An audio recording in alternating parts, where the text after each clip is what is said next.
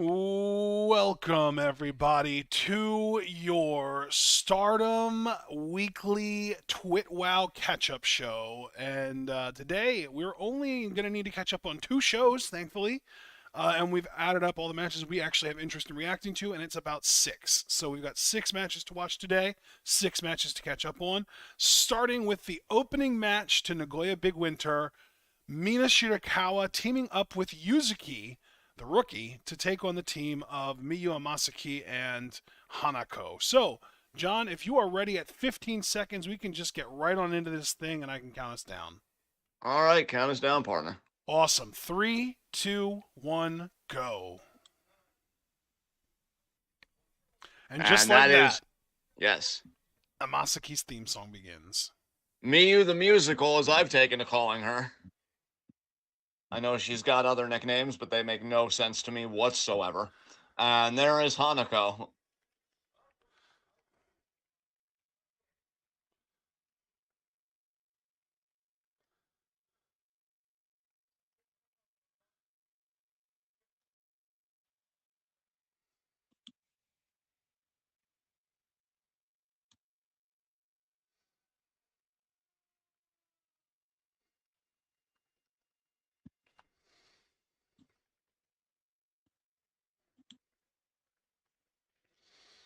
Going to be very interesting to see how this team of Masaki and Hanako work together. Definitely a contrast in styles. Masaki, bit more of a high speed element, bit more technical. Hanako, pure power and strikes. We'll have to see how that favors them today. Because Mina by herself, we know how capable she is. Former Goddesses champ, former Artist champ, and her biggest accolade to date, former Wonder of Stardom champion. I know Mina's got to be frustrated because the tournament to determine one half of the Dream Queen main event for the world title, she lost in the first round to Momo Watanabe. Granted, there was extensive cheating. Oedo Tai had to use every trick in the book to beat Mina, but they got it done. Mina would love to be the world champion one day. And it's gotta be a hit to the pride a little bit as well, if we're honest, that she's in the dark match. She's not even on the official, recognized pay-per-view card. Damn. I hadn't even thought of it that way, but you are right. Yeah, I don't like being right in this instance, and you know when I intend to be a douchebag and when I don't, and this is clearly not one of those times. As the power bomb to our heart, big smile there. But if there's one thing we know about Mina Shirakawa, put her on the pre-show. She could lose 5 matches straight. She could have a year-long drought of never even being a champion. This woman will not quit. No. Her tenacity is second to none. She'll persevere. She'll endure. That's how she became the Wonder of Stardom champion, crawling back from hell to face then champion Kamitani once again and beating her. Kamitani, who has a chance once again to walk a golden road alongside Utami Aphrodite, looking to become the second ever Stardom team to win the Goddess belts 2 times. First ever being FWC, that being Hazuki and Koguma. Will Aphrodite join that history tonight? That remains to be seen. But Mina Shirakawa, hey, every journey begins with a single step, as it said. She wins here with Yuzuki. Maybe that's how you start building something right back. Yuzuki, though, you and I have been very intrigued by. Seems like she's got a lot of promise. Only 18 and can do some stuff. I mean, that crucifix pin sequence she does, a thing of beauty. So she's got upside. There's no doubt about that. Yeah, absolutely. Yuzuki, I think, is volunteering to start, wanting to show initiative to Mina-san. Bell. Bell. Hell yeah.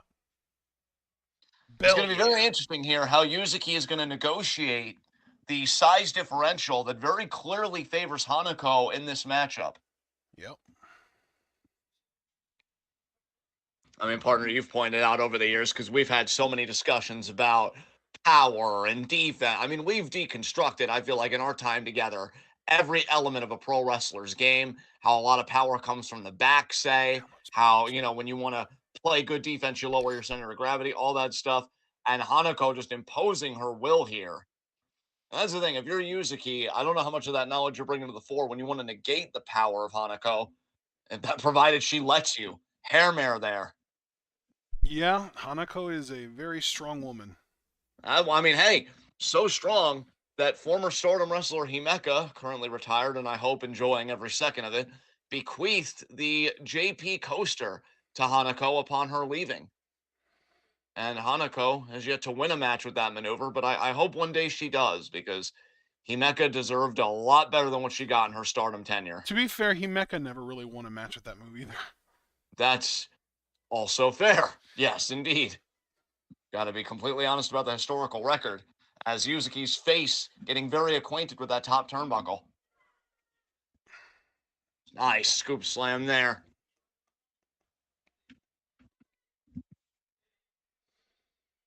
And you have to imagine both these women, partner Hanako and Amasaki and Yuzuki, taking these scoop slams. All three of these women would love to really build momentum and get in that ring with Rina for the future Stardom Championship. We know Hanako's already had an opportunity. She lost. In fact, I think she challenged at the latest New Blood that we watched, New Blood West.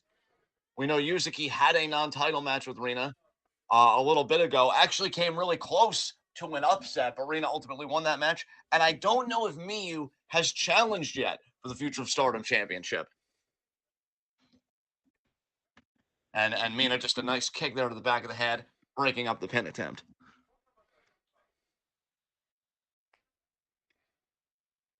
Hanako back in. I like the frequent tags here from this team. They know, look, they're at a big disadvantage because Yuzuki's team has the veteran on it, has the accomplished Mina Shirakawa. So they want to isolate Yuzuki. They want to make Mina as much of a non-factor as humanly possible. I think that's good strategy. And you see Amasaki there, cutting off Mina, trying to throw her out of the ring there. Hanako really sitting into that crab, meanwhile, on Yuzuki. So, partner, you always have a good eye for talent. I've always respected how you scout people. I think you've made a few more right calls in our collective career as Twitwow than I have. What do you think about Yuzuki's prospects after seeing her in a few matches? I Or do you really still, like her a yeah, lot. I think she has a yeah. huge amount of upside. I think there's a lot going on there. I think there is very much the potential for her to become a star in the long run. She honestly gives me Miyu uh um Pink Miyu, not Miyu the strong one. Watanabe? Yeah, no, not. I was just about to say not the strong Okay, one. okay, yeah. Pink Miyu. The world champion in TJPW, her. Oh, Miyu. Well, Miyu Yamashita is the current. Yamashita, that's what I was trying to. I couldn't think of her last name. It gives me Yeah, her vibes though. Reminds me of her a lot. yeah. I can totally understand where you're coming from there, partner. I will say for me, when it comes to Yuzuki, the most promising aspect to me is just her age relative to how good she already seems to be, again, in the ring specifically. I think she's got a great look, but to be only 18 and to have so much already put together, it really makes me wonder where she's going to be like in 5 years. Yeah, And then she'll only be 23 then. Christ. yeah. Oh, Hanako, check that kick. Forearm there to Mina. Mina, we know she's been putting in time, practicing her kickboxing and everything else. That's what I love about Mina. So many aspects of her game are so sharp and so well defined, but she doesn't get complacent. Nice scoop slam there by Hanako. She's always asking, how can I get better? How can I reach that next level? She's like a real life DBZ character, always looking to get stronger somehow. Duck there by Yuzuki. Drop kick there to Amasaki. Masaki's tag team partner, Azumi, going to be a part of the next match that we personally react to, taking on Julia for the New Japan Strong Women's Championship. It's going to be a hell of a match. So you know that O2 Line would love to go 2-0 here in Nagoya.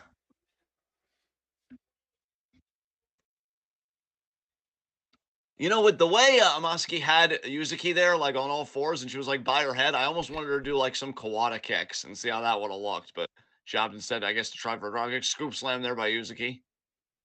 Cover. Kick out.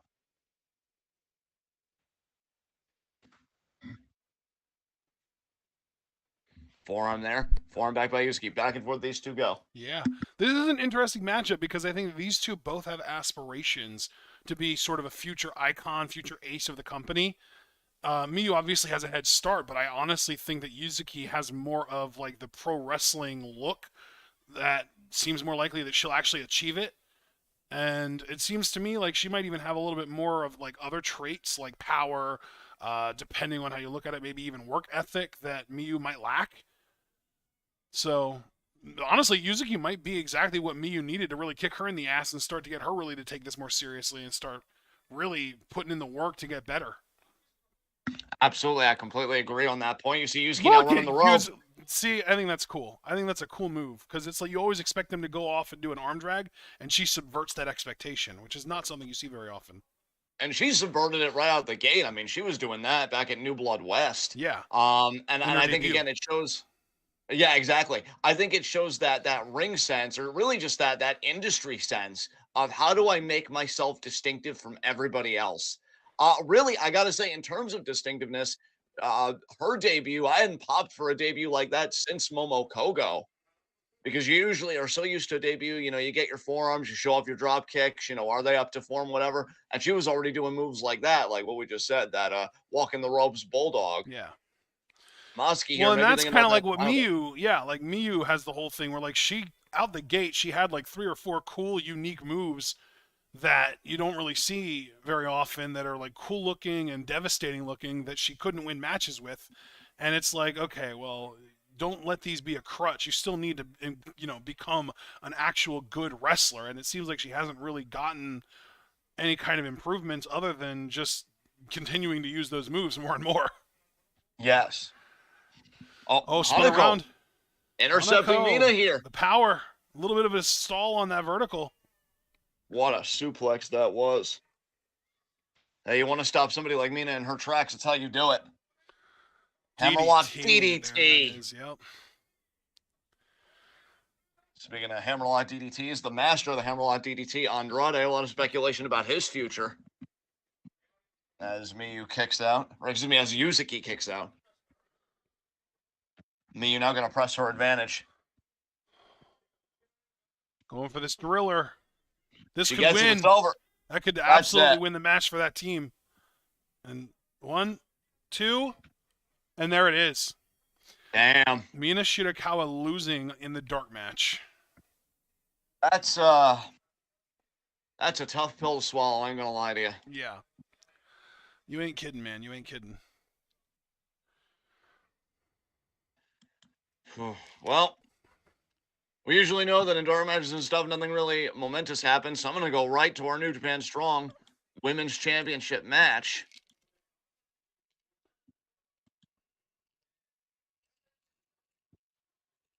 And I don't know if there will be a video package or whatever.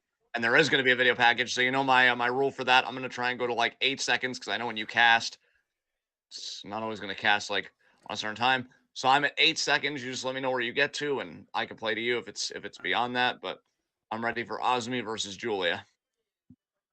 Ah, okay, that's right. Yeah, that is on this show. I almost forgot about that. Yes. Let me just go to. There we go. And Zoom versus Julia. Our semi-main event. Oh. Well, we're doing the last 3 championship matches on this show. So we got this, we got Goddesses, and then the last match isn't even a championship match. It's for Suzuki's title shot. It's Suzuki versus Hazuki. Ah. You said you were at 8 seconds? That's correct. 3, 2, 1, go.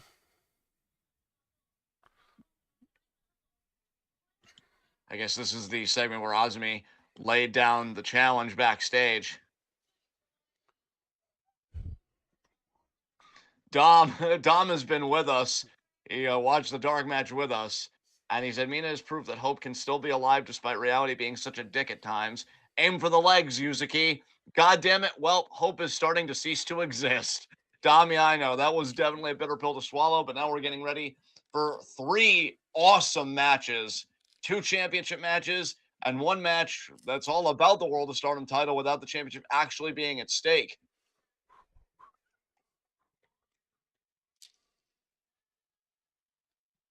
The double roll. And yeah, I guess this was the 5-star where Azumi beat Julia because I know they were both Blue Stars block. That was like a record-setting win too. Yeah, it was Yeah. super quick. Well, we know the timestamp on this video. She ain't gonna pull that shit again, but it would have been amazing if Julia would have pulled it on her as payback. Oh god, yeah, that would have been crazy. I don't know if Julia's capable. Julia, I think you're a one-trick pony. You're only capable of long matches. Yeah. Like Okada. Get a flash pin, you joke. That's her weakness. We know that. Uh, funny. Well, then overcome your weakness by embracing it. Learn it. Zoom Zoom gonna enter first. God, doesn't the air just smell better now that Queen's Quest is all back together? Well, Lady C's out now. Fuck. Wait, But she is? well, because remember, Lady C dealing with that neck issue. Oh shit, I didn't know that. Yeah, she's dealing with a neck injury right now. I know we've talked about it. Oh, that blows. I know. I hope it's not like along similar lines to what Utami and Poi have dealt with. Yeah. Like the cervical hernia stuff. Yeah. That really sucks. It does. And Utami, she's really going to be tested today because, again, her and Kamitani Aphrodite looking to join FWC as far as Stardom history, looking to win their Multi-time. second ever Yep. Goddesses Championship. But you got to make a kingdom fall, a divine kingdom to be exact. It's Megan Bain and it's Micah who won the tag league. Yes. Divine Kingdom winning the tag league. They feel like they are the Goddesses of Stardom tag team champions by default, winning the tournament because Poi and Ano had to vacate because, as you said, Poi's injury. Here comes Julia.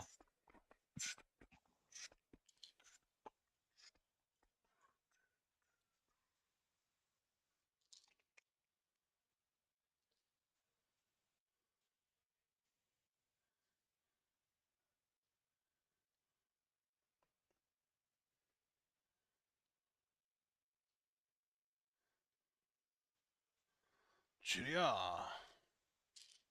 Here comes Julia.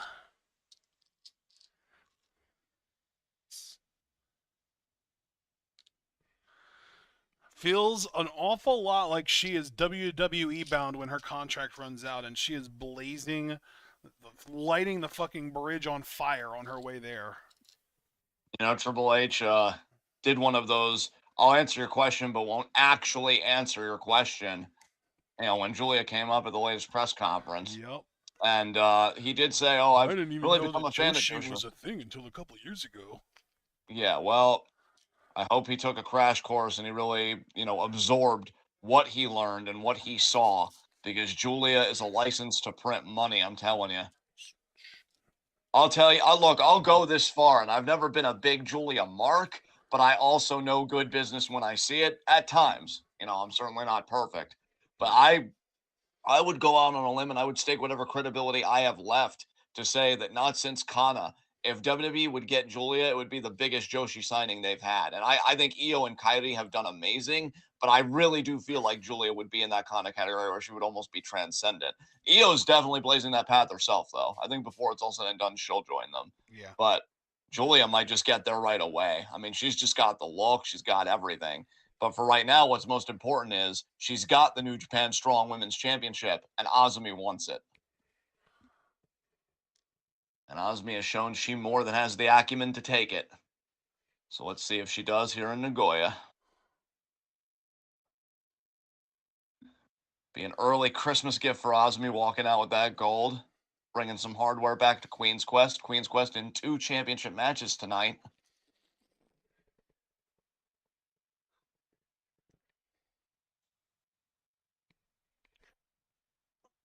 I think this is so big too. I mean, just getting outside the Queen's Quest context for a second and looking more at Azumi as an individual, as her own person. This is big for Azumi too, because I really think for a long time, man, she's wanted to get out of the shadow of just being a really like prolific high speed champion. Mm-hmm. She's conquered high speed. You know, there's nothing more for her to do there. There's nothing more to say there. Her legacy is firmly established. and it wasn't written in sand. It was carved in stone. It's never going to be eroded as far as I'm concerned, at least not for a long, long time. Osmi is looking for that next step, the next adventure. We've both said we'd love for her to be a future Wonder of Stardom champion. That New Japan Strong Women's Championship might be right up her alley. She's challenged for the IWGP Women's Championship. She's challenged Shuri, for her world title shot when she won the 5-star that one year. Azumi has constantly been looking for that other thing. Her and Utami were supposed to challenge for the Goddess belts. I have to wonder if Azumi feels a certain way. The Kamitani, it's just Aphrodite again rather than Utami when they had that title shot. But then Utami got injured and Poi got injured, and it mucked everything up. But Azumi just will not quit trying to establish an identity outside of high speed. Huge opportunity to do that here today. There's the show of respect, and I'm glad that Julia reciprocated. I kind of have to wonder if maybe that Rossi specifically had Azumi challenge Julia here.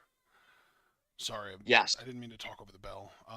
No, you're fine. You're fine. I'm wondering though if Rossi specifically booked it so that Azumi would be the one to challenge Julia on this show specifically, so that he could justify putting Aphrodite back together and not have Azumi be angry about it because she has her own ambitions. You know what I mean? Certainly true. And honestly, you know what? I get that Azumi. I think Azumi would make an amazing Goddesses champ, whoever her partner would be. Sometimes I fantasy book Azumi and Kid being Goddesses champs, but that's for an alternate timeline. Pin exchange is here. Azumi looking for another quick win. Julia reverses. Azumi reverses. I got there. Oh.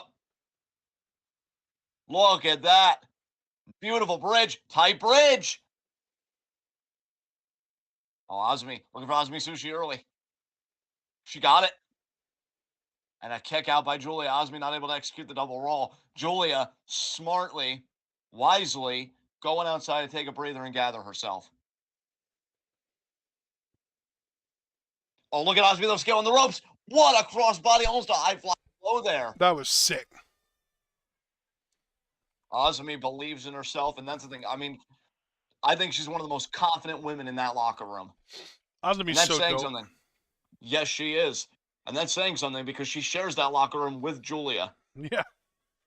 Scoop slam. Azumi kind of low-key beating Julia's ass right now? Yeah, I know. Dom said that Julia's theme never gets old to me. It's so soothing and elegant. I'll tell you, Julia not being soothed right now, she is getting punished by Azumi here. Although I do concur with your sentiments, Dom, wholeheartedly. Yeah. Misses the heat seeker. Julia now bragging about how smart she is. Let's see about that. And okay, it's on the floor. Maybe if rather than soothing, maybe if Julia had seen a soothsayer, she would have known not to fuck with Azumi. Yeah, possibly. I mean, got beaten 55 seconds. I mean, certainly she's kind of lapsed that time, thankfully.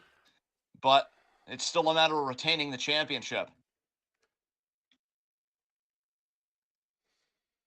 I feel like that was like milliseconds, the 55.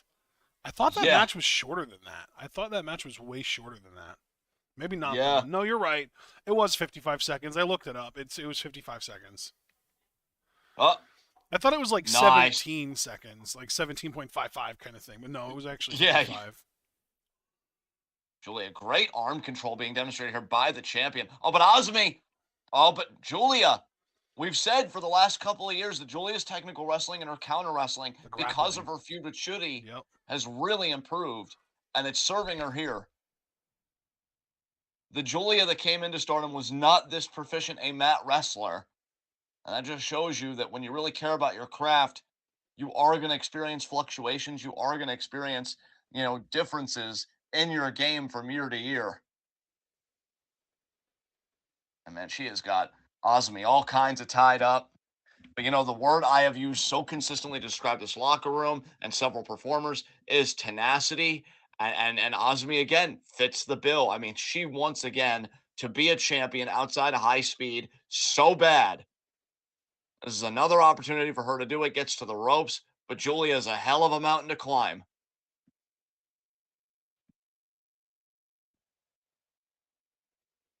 Julia may very well be the Mount Everest of Stardom.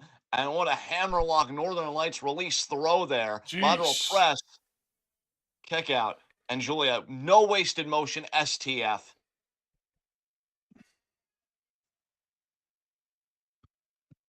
And you can see that crossface really wrenched in tight. She's got the foot just wrapped. I mean, that is a snug STF.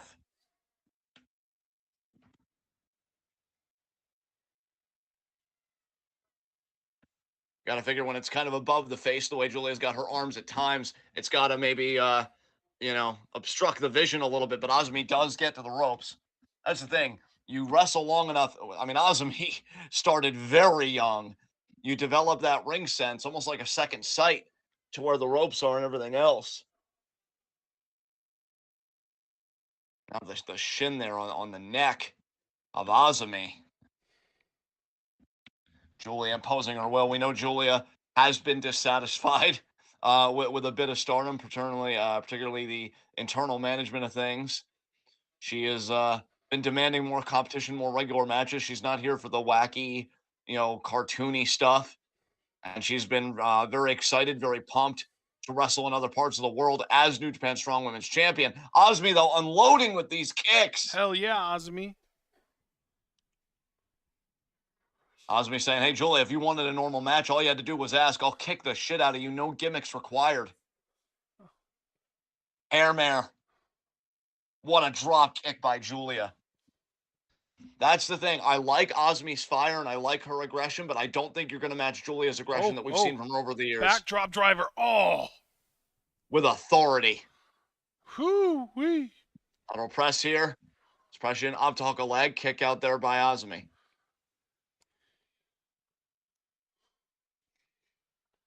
Julia now going to scale the ropes. Could be thinking shotgun drop kick. Oh. Azumi. Slap. Big forearm there. Keeps Julia in place, though. I wonder what Azumi's got to be thinking about. Could be a Frankenstein or could be something crazy. Unless Julia retakes position. Oh, big strike. Oh, I heard that. You would have heard that in the nosebleeds. The Azumi somehow still nosebleeds. Oh, nice what springboard drop kick. I love that Azumi is constantly moving. You know how they say, oh, no wasted motion? Well, sometimes wasted motion can be fun to watch too. Absolutely. Oh, wow. What a slap. I thought Azumi might have launched for maybe a heat seeker. Julia, though. Oh! That is going to slow Azumi down. Spine. That is brutal. Julia teaching Azumi conservation in the most painful way possible, because you were talking about that motion. That motion came to a grinding halt. Oh my God, the back shot there. All wrapped up in the ropes. Oh, could be the neck breaker. It's a bit more insidious when you figure about the neck problems that have plagued QQ as of late. Lady C now, Utami just coming back from that cervical hernia. Franken driver. Oh, wow. That didn't look amazing, but Azumi's Franken drivers are always great. Yeah, she didn't get all of it, but she did get enough, I think, to stun the champion. DDT, their nice follow-up maneuver.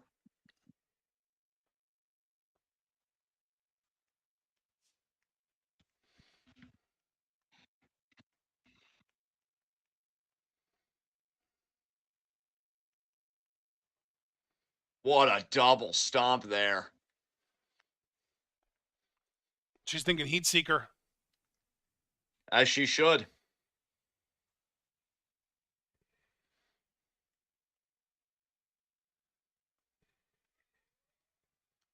Oh, almost looked like a double leg drop. Hooks the leg. Or no, she didn't. That leg just kind of shot up in the air. That was my mistake. Azumi, though, not looking to make any mistakes. La Mystica. Kick there. Julie on the upper end of the back and maybe even a little bit of the back of the head. Auto press here. Kick out again. Azumi can't take her foot off the gas. She's got to keep applying that pressure. You give Julia even a modicum of reprieve, and she will exploit it all the way to victory. Oh. Yep. Flipping pile driver. Azumi was thinking about it.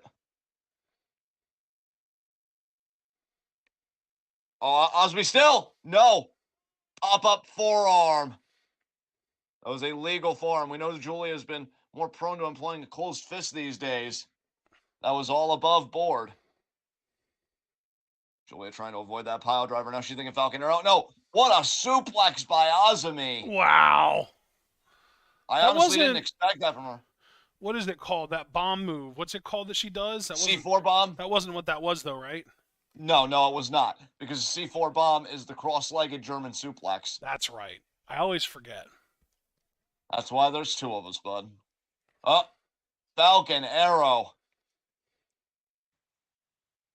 And it will not get the win. Only a 2 count for the champion.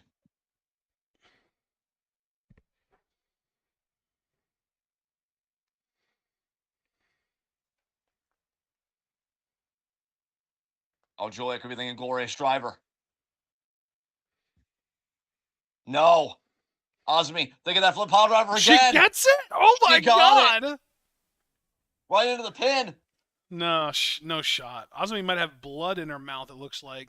I think she is bleeding in her mouth. She's thinking another one of these. And she gets a second one. God damn. Now she might be thinking Azumi Sushi. Oh my but god, this is how she beat her. Oh, come on. That was so close. But remember though, it was a double roll. That was just still another standard Azumi Sushi. If she did the double roll, I think she would have gotten her there. But it was a double flip pile driver. Oh, Julia, Ron Hay. No, reversed. 1, 2. No. Azumi, how much closer can you get without it actually being 3? Azumi definitely finding out that. Oh, C4 bomb. No. Roundhouse caught. No. Backdrop driver. Oh. Oh, that was nasty. Azumi eating it. Azumi feels like tonight's her night. Roundhouse. Oh, Julia might think closed fist. There it is. Oh, Azumi ate it anyway. Another roundhouse. How often do you see somebody eat Julia's closed fist punch? She did it again. Oh, and again. Come on, ref, get in there. He's not going to do That's a fucking second one. anything. Azumi ate that one too. I wish Azumi would punch her in the fucking face. Another backdrop driver. Christ. I mean, that is really laissez-faire officiating from the referee. Kick out there. Yeah, it's kind of fitting because laissez-faire capitalism is the shitty form of capitalism, and this is the shitty form of officiating too. Absolutely. I mean, that's giving the champion a lot of leeway. Yeah, too much. When they already have enough. When they already have enough leeway given to them by the title. Glorious driver. That's gonna do it. I don't think that it will. is. I think Azumi kicks out here. I'm calling it. Yep. She did. Wow. It's gonna take a Northern Lights bomb, but that'll do it. Azumi defiant to the very end. But yeah, that's exactly what Julia's thinking. Northern Lights bomb time here. Wait, Azumi! Azumi escaped it! La Mística. La Mística! You gotta get the double Sushi. roll! 1, 2, double roll. She got it. 1, 2, kick out. Wow. Then I don't know what you do. Azumi has literally done everything. I don't know what else there is to do. Northern Lights bomb. That's it. That's it. 1, 2, 3. Oh, Azumi's legs were even kicking, man. She had a little left to give, just not enough to kick out. Wow. You know, I like Julia, and I applaud her for trying to lead the locker room, but it can't be denied that she's a little OP in that ring and can take away from her matches. The one thing I like about most Japanese wrestling when they adhere to this is we protect our people by having them not use their secret weapon, their best shot, whatever it is. And the moment you do it and the other person kicks out, it's like, well, you lost me. Because I kept saying, like, oh, she hasn't done the double roll. She hasn't done the double roll. And I'm just sitting here like, she did it and Julia kicked out. So what else is there really to say? Like, I think that all there is really left to say is that Azumi is below Julia power level wise, and if she ever would hope to beat her in the future, she would need to come up with a new, more powerful finisher. Yeah. And honestly, given how much she loves wrestling, I know we'll see her innovate a new move. Maybe even next year she'll have something. Who knows? Maybe. Miyu in there with her O2 line tag partner. Yes, O2 line 1-1 today. Miyu actually won in the dark match with a team that had Mina Shirakawa on it. So nothing makes sense anymore. It's Azumi now. Just being like, when is it going to be my turn? And Dom even calling out earlier with the closed fist punches. That ref is on DDM's payroll. You have to wonder. You really have to wonder, Dom.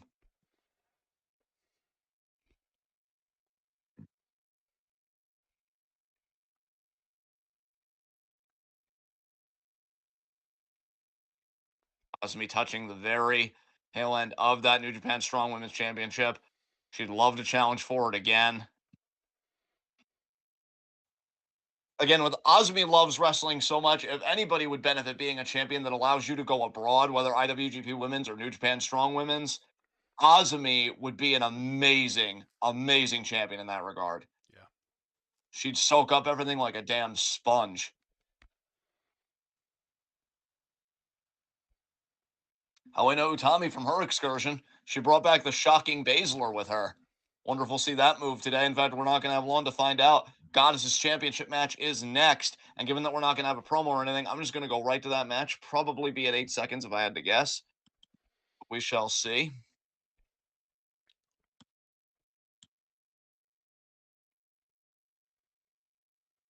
And we're getting a recap here, at least from a little bit I'm playing before I pause, of the Tag League Finals.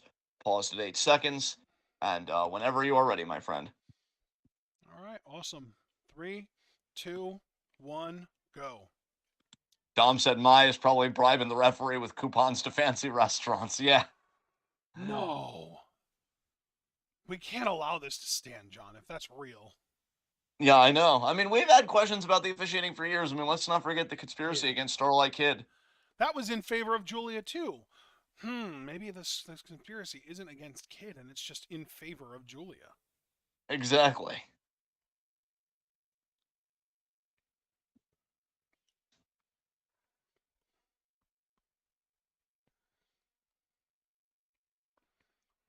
A lot of vacant gold. World title vacant. Goddess's title vacant. Which surprised me. Speaking of major champions, I'm surprised that Mirai didn't defend the Wonder title on this show. I wonder who the next number one contender for that's going to be.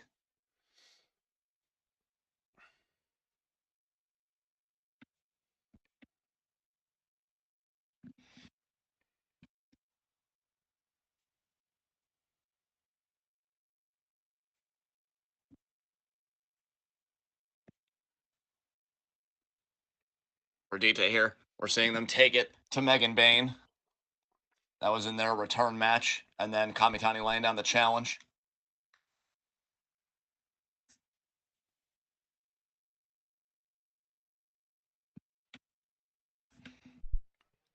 All right.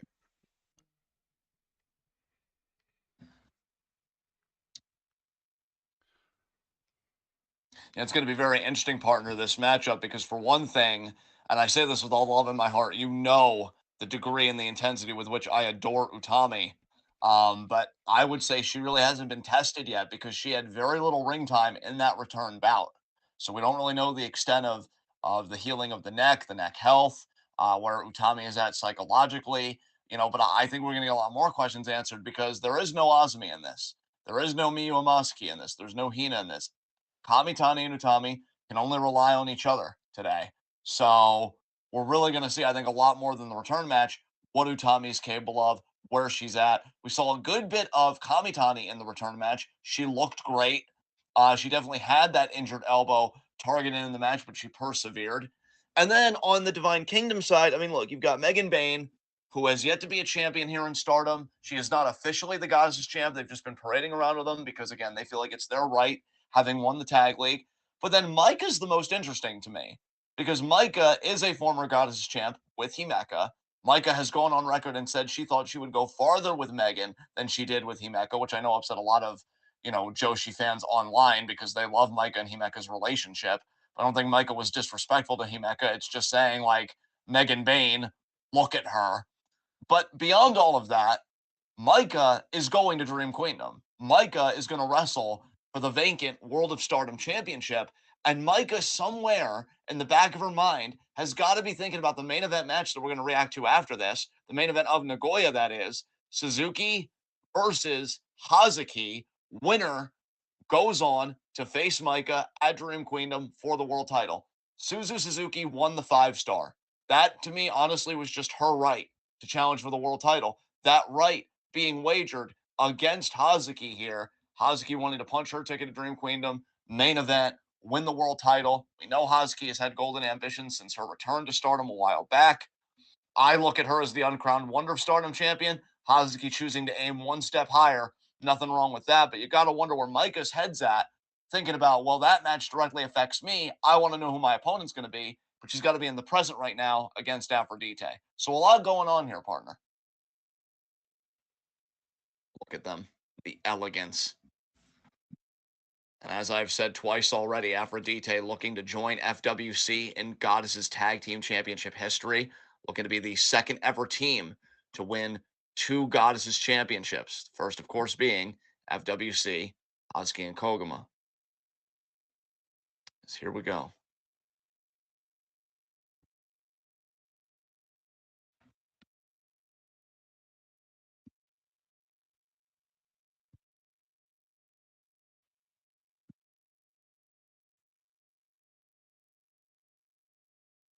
This is kind of a merger, seemingly, of Micah and Megan, because the Titantron seems to be more like the temples and the warrior aesthetic associated with the time period that Megan comes from, whereas the music is obviously, very, very Bushido, stuff like that, more Micah speed.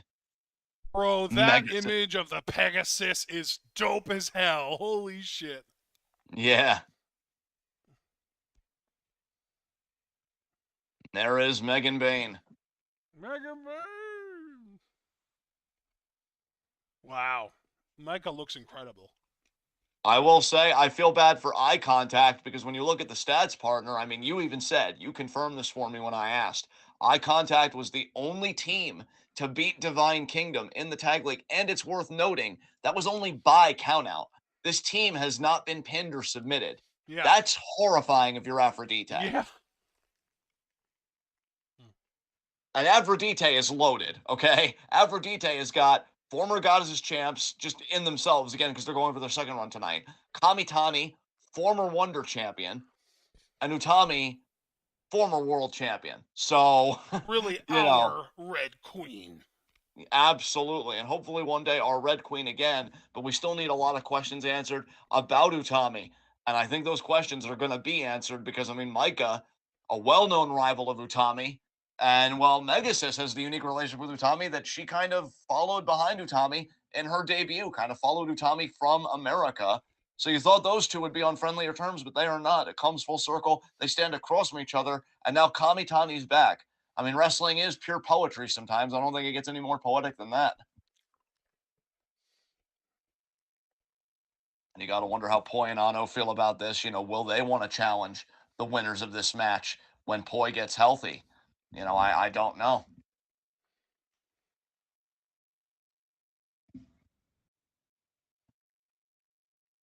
As far as Divine Kingdom is concerned, it's their first title defense. If you want to go by the record, which Twitwow does, because we try and keep it as objective as possible, ain't no defenses here. This is a vacated title, so we're looking for new champions. Tag league winners versus a dominant team. And I'm excited for this too, partner, because again, especially for you QQ fans that are watching, let's remember we were on the cusp of a new age of Queen's Quest. Stardom and Sunshine, they won the 5-on-5 cage match against Oedo Tai by Kamitani choosing Utami over her own anger. Momo whispered in Kamitani's ear, take the bat, choose betrayal. Kamitani breaking the toxic cycle that inaugurated Queen's Quest. And can these two friends that love and believe in each other so much, can they conquer a kingdom? We're about to find out. Kamitani looking stunning today. She is.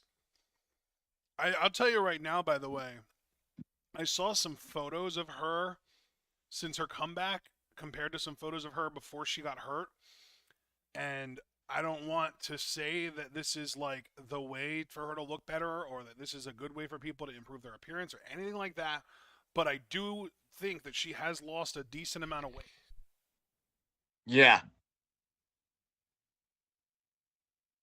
You can tell the biggest difference is in her thighs. Her thighs are much thinner right now than they were before she got injured. I hope that that doesn't cause her to have any kind of like higher, um, you know, being more prone to potential leg injuries because from what I understand, having a little bit more of a fat on their bones makes you less likely to get injured. Yes. But Well, it makes sense because I mean that's a kind of padding in a way, and especially when you're taking bumps in a wrestling ring, those rings they're not made of pillow stuffing. It's not like when we were kids wrestling on mattresses. It's the real deal, or and it's brutal. trampolines. Or trampolines. I've been thinking a lot lately. I don't want to go too outside baseball because you can tell I'm really in my play-by-play bag right now. But I've been thinking lately about like engineering and like, can't there just be a safer ring somehow? I'm wondering what the rings of the future will look like because there's got to be upgrades and improvements somewhere, sometime. Dude, there's But for actually a now, relatively recent song called Trampoline that I've been obsessed with lately. It's so fucking boppy. damn. It was my boop of the day recently too. Let me see if I can find what day it was that I made it my boop of the day. Um, Tommy seemingly going to start off. This is interesting. Uta! Against Megan Bain. Megan Bell. Bain. There was the bell. Here we go.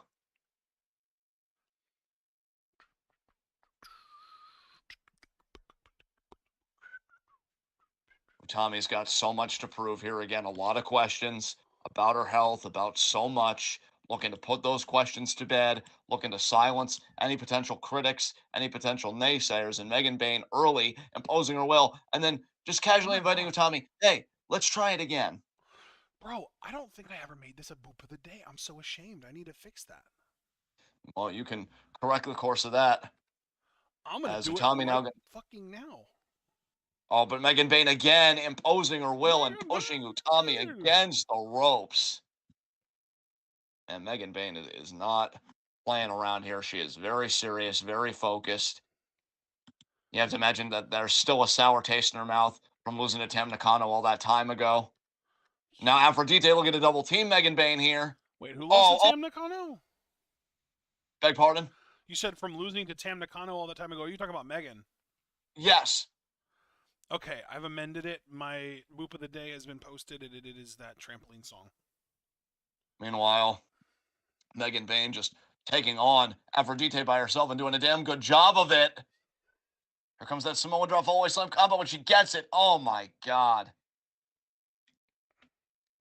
I love Utami so much. I'd walk over hot coals for her in a heartbeat. But I mean, she just seems outmatched here. And now here comes Micah, who again we know is an established rival of Utami. Let's not forget, Micah beat Utami in the 5-star. And Micah's momentum right now, whether anybody wants to admit it or not, relative to their Utami fandom, and I know Utami fans, it hurts because we really thought we were taking the 5-star this year before everything happened.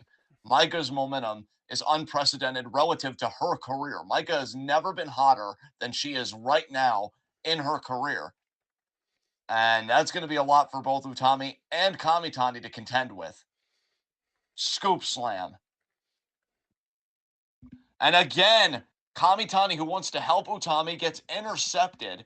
Aphrodite now laying side by side. Oh, no. Oh, Scoop going to use slams Micah as a Micah weapon. onto Oh, Aphrodite. Jesus. Why, if we wondered how ready Utami was, she's getting put through the ringer today, I'll tell you, because she's still a legal woman here. Yep. Oh, God, Micah's no. gonna scoop Oh, slam God, Megan no. onto them. Oh my god, No. there it No. is. Oh, my. Oh, God. And we thought Micah had a lot of meat on her bones. I mean, this just honestly seeing the pain on their faces, double kick out here. Did you? Seeing the pain on their faces. You saw the Just, picture I posted of Megan and Lady C standing face to face, right? In I NSFW. did. Yeah. Dude, yeah, like Megan Bain is built different. That is a thick woman right there, and she's not fat by any means. She is just legitimately thick.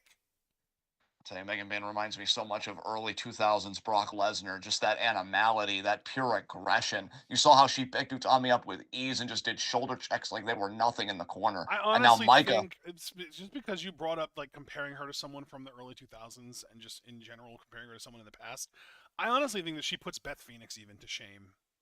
yeah, I would agree with that. It Beth might just Phoenix be was, because yeah, she has like the thickness and the power combined with also having the height, which Beth lacked. But like yeah. Megan is so much more intimidating and I think probably stronger than Beth, even in Beth's prime. Another shoulder block there. Utami has really got to dig down deep here. That's why I'm saying, like, if AEW really is like where Megan wants to go when she's done in Stardom, they would benefit so much in my mind from pushing her to the moon, and then eventually building Jamie Hayter back up to be the one to dethrone her as a babyface. Yeah, for sure. Because babyface Hayter might be the only woman on that roster, other than maybe like Nyla Rose, who isn't really like main event star level kind of talent, that you could really believe beating Megan Bain. You know? Yes. Tommy needs to make a tag here. She got that intercept sidewalk slam, but she has been pulled to the ringer. There's the tag to Kamitani. Saya! Now This is the her flow of the first match time in the might match change. legally, isn't it? Yes, it is. Oh Oh, God! She did nothing God. to Megan. It's not doing anything, Saya. You're lacking in meat for this combo. Oh, no. She's bringing the aerial moves, but she doesn't have the necessary meat to do anything here. And The again, we've double established. Oh, Frankensteiner, that was ill. Double drop kicks, hell yes, and the kip up, yes. Bro, Saya has been on one since her return. I've been loving it. and I'll tell you, because these are vacated titles, although it should be noted, it wouldn't matter even if Divine Kingdom were the recognized champions. Aphrodite could win by countout if things get desperate enough That is and true. actually win the titles. Yep. And that obviously applies here because they are vacated. Did you see the cross body there? I did. Still got somebody else, too. I think, what was that, Yuzuki maybe? Or Maybe. Miyu? Oh, Kamitani. Wow. Springboard splash inside the ring. That was a slingshot, bro. She didn't even land on the top. Oh, yeah, rope. you're right. That's what I meant. Yeah, I'm a little tongue-tied here. Yeah, that was absolutely a slingshot. You're correct. That's more impressive in my mind. She got over the top rope without touching it with her feet. Oh, Micah. Lands on her Suplex. feet. No. Here comes a spinning heel kick. Nope. Power slam from Micah. Boom. And again, Micah. You know, Micah may really want these goddesses titles in her back pocket because the world title isn't a guarantee. But, you know, you won the tag league. You've got momentum with this woman. You want to bring it home. Suplex here. Look at the stall. Look at the verticality. Oh, wow. Oh, my God. She squatted her into the suplex. That was sick. Did you see Micah. that, Mom? Micah had Kamitani up in a vertical suplex, straight up, like feet up in the air. She squatted and then lifted and pulled her down into the suplex. That was so dope. You're talking squatting with a whole human person. Again, vertically prone. Is Megan going to do it too? She is? No, she's not. She's gourd bustering her. Never mind. Yeah, her knees had a very slight bend, but you could hardly call that a squat. Yeah. Low angle lariat there. Referee, great position. That was a hell of a deep Okay. pin too, so good on Kamitani to kick out of that. Absolutely. It just shows the will of Aphrodite. Again, the relationship between Kamitani and Utami. Bro, you in can my see mind, one of too, the most. Kamitani has to put her entire body into just Irish whipping Megan Bain. Everything is an expenditure. Here's her Nice shoulder check there. springboard. Cross body, and she gets it. Nice. She did get it. I thought Megan was going to catch her there. I think it was only a 1 count, though. Tag. Yeah, Utami in. Yeah, I think the relationship between Kamitani and Utami is honestly one of pro wrestling's most underrated relationships. I think it's beautiful, and it's you know, ever since Stardom in Sunshine. We do have an on-screen relationship of the year award for our year-end awards. Hey, I mean, if these two win the Goddesses belts after the year they've had, they'd be a strong contender for me. The Oh, elbows Megan from Megan right to the neck and shoulder area. And we know again, coming back from that cervical hernia. Yeah, that herniated disc in her neck.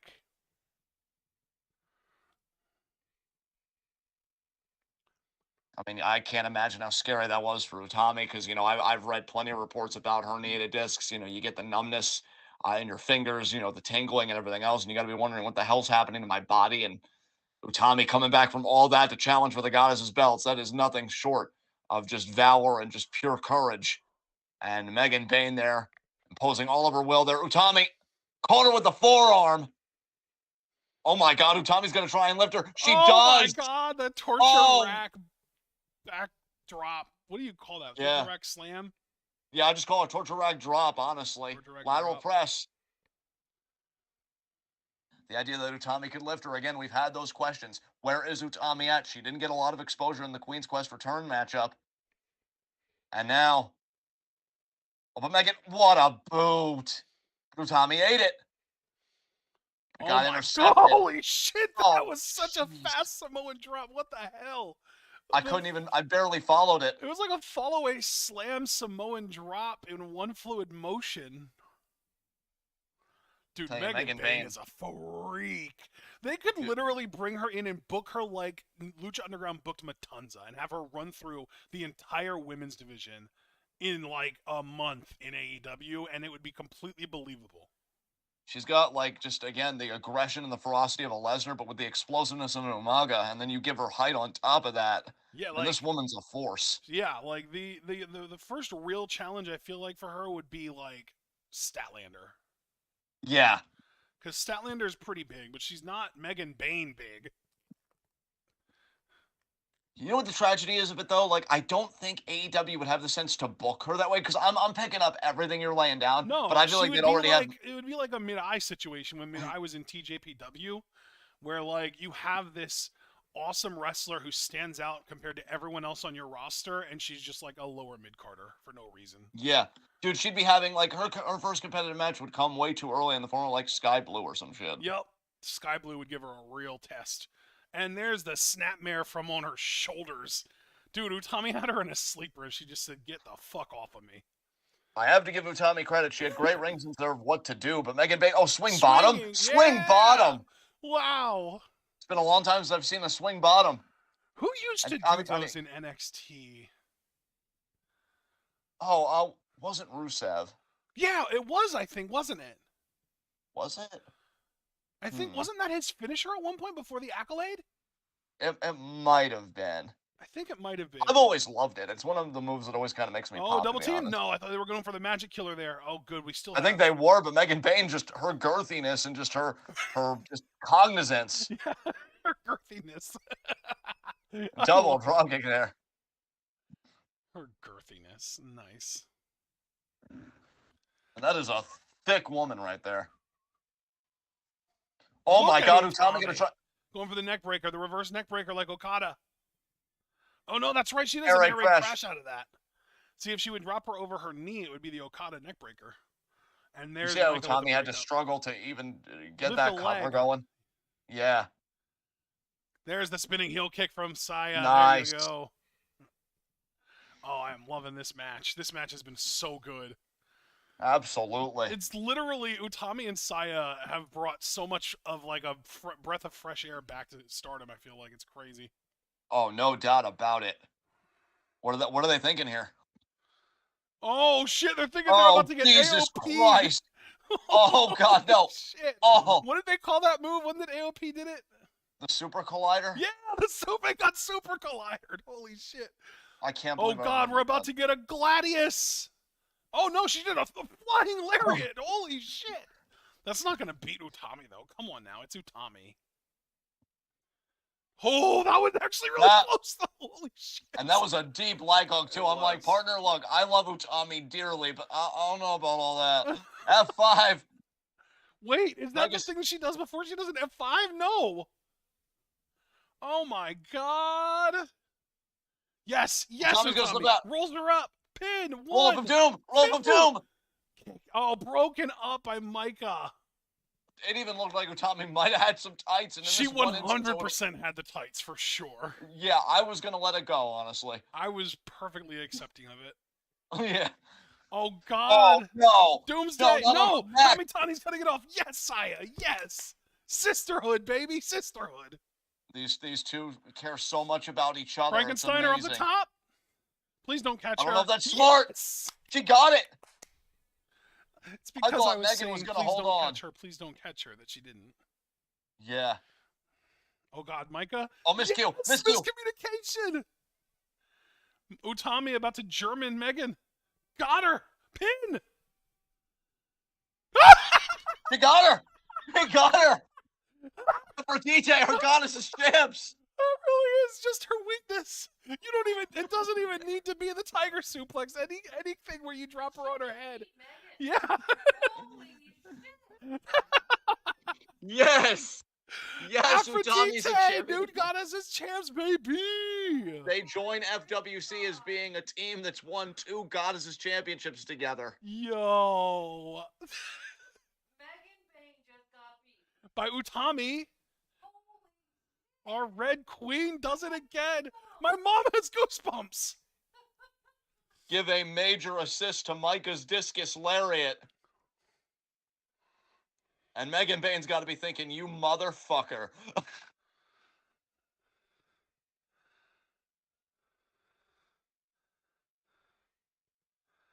Wow, Are they going Megan to turn Bane on each looks. other now because they lost? Like, is Mike? I mean, if I'm Megan Bane, I'm doing a betrayal big time. Wait, if you're who? If I'm Megan Bane, because Why? I'm the one that got. She's Because the I one that just got got a pinned. discus. I got a discus lariat from my own fucking partner that like led to the pin.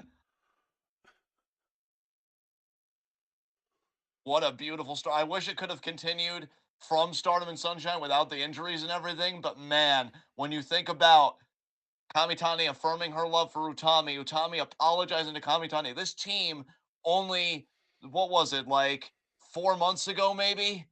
Maybe a little bit later than that. They were having miscues all the time. Yep. And now they've won the Goddesses titles again. And how perfect is it that it comes full circle that the team that was having miscues earlier in the year and then they reaffirmed their love for each other wins the titles against a team because they caused the other team to have a miscue. Yes. Excellent point. And now we're going to hear from the champions. And then when the Goddesses belts for the first time in 3 years.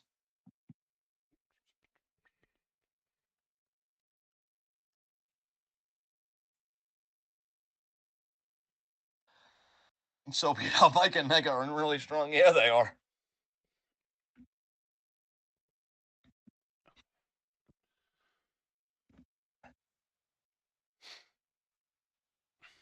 We'll take the Goddesses belts with us to Ryogoku. Yes, their path to Dream Queendom has been set. I just wonder which tag team is going to step up to face them.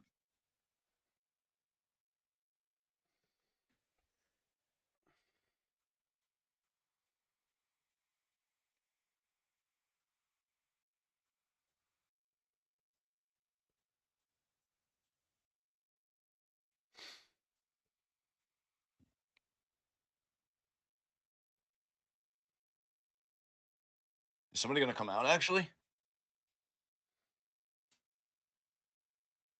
Wait, I think somebody... Is that Natsuko and Momo? It is. That is... Oh, my God, these They're two. bringing this story back, though. This is literally like the story we left off on before the injuries, or at least before Saya's injury. Natsuko even said, Queen's Quest is boring without Utami. Yeah, well, she'll gladly beat your ass again, Natsuko, no problem.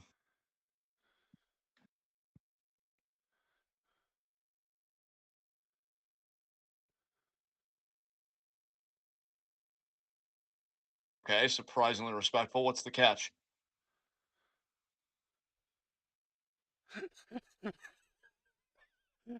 This feels like mind games. You guys are really strong to beat Megan and the others so soon after your return. Okay. Wow, even acknowledging their strength. We know Otai is always the first team to talk shit. Momo with the fucking mocking golf club. Fuck you, Momo Watanabe! I was planning to fight you guys at Ryogoku when you came back. Yeah, says who? It says her, John. Well, didn't know she had so much authority. Still haven't forgotten about the cage match, so let's settle this. I think the cage match was to settle it, and you lost. So, Dude, I know, right? yeah. Like, who does she think she is?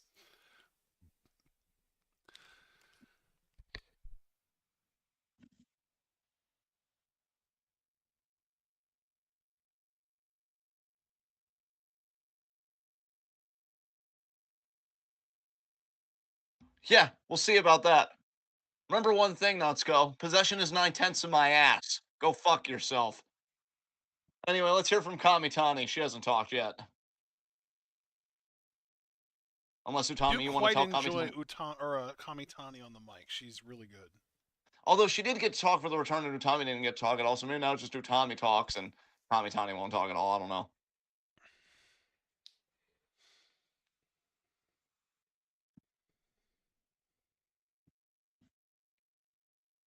We, Aphrodite, will defend these belts on that day. I mean, it's only like 4 weeks from when they won them, to be fair. They won the titles on the 2nd, and I think the Dream Queendom is the 29th. So it's like 27-day difference. Yes. Oh yeah, that was it. They switched roles. This time Utami got to talk and Kamitani didn't say a word. And they both just look so incredible, to be fair. They do. Oh my god, friendship! Yes. Dom was like, I don't know if I want to root for Momo and Natsuko here. Wait, I have to. No, the fuck no, you don't. You really don't have to root for anyone against this incredible team. It kind of reminds me of that Yu-Gi-Oh! Abridged episode where they're at the Orichalcos arc and Yugi's facing Raphael and he kind of justifies playing the Seal of Orichalcos. And Yugi's just like, no, you don't. All the hug. But Yugi, the power grants. Yeah, well, because the whole so much of an advantage. Because in the abridged series, the whole logic was like he very clearly was losing the duel, and he's like, "Wait, I could lose," and then he was like, "Oh, the Orichalcos is the only thing to turn the tide," and which honestly was also kind of like the original because even though the Orichalcos hadn't been played, the Pharaoh just couldn't bear the thought of like losing a duel, and Dom just got that similar energy going on of like, "Wait, they could lose. No, I have to root for them. No, you don't. You can do your babyface turn right now with Queen's Quest. Don't be a buttface about this." I know it might cost me my soul, but that's better than losing this duel. No, it isn't.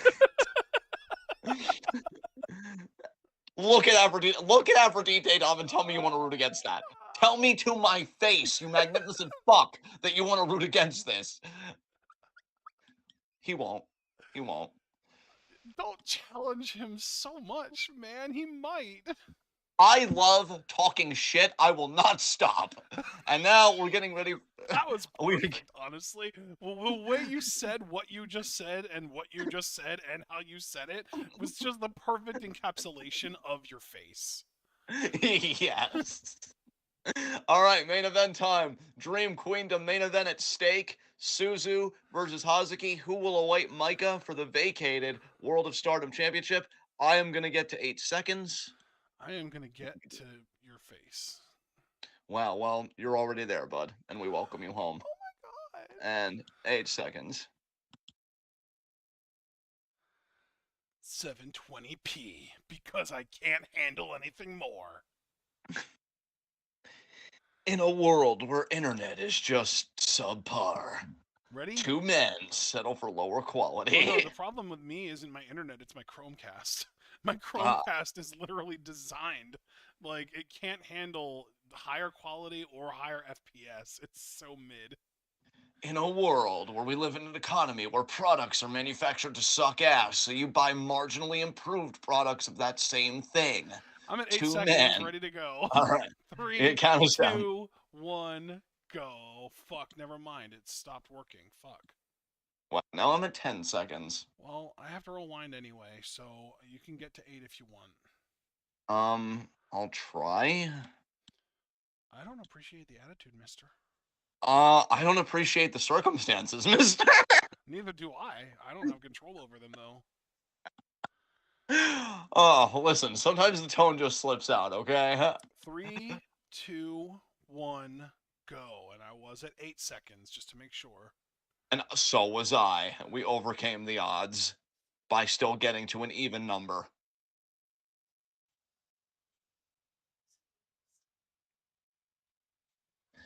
Suzu, maybe simmer down. Suzu is wonderful. I love her. Yeah. She's great.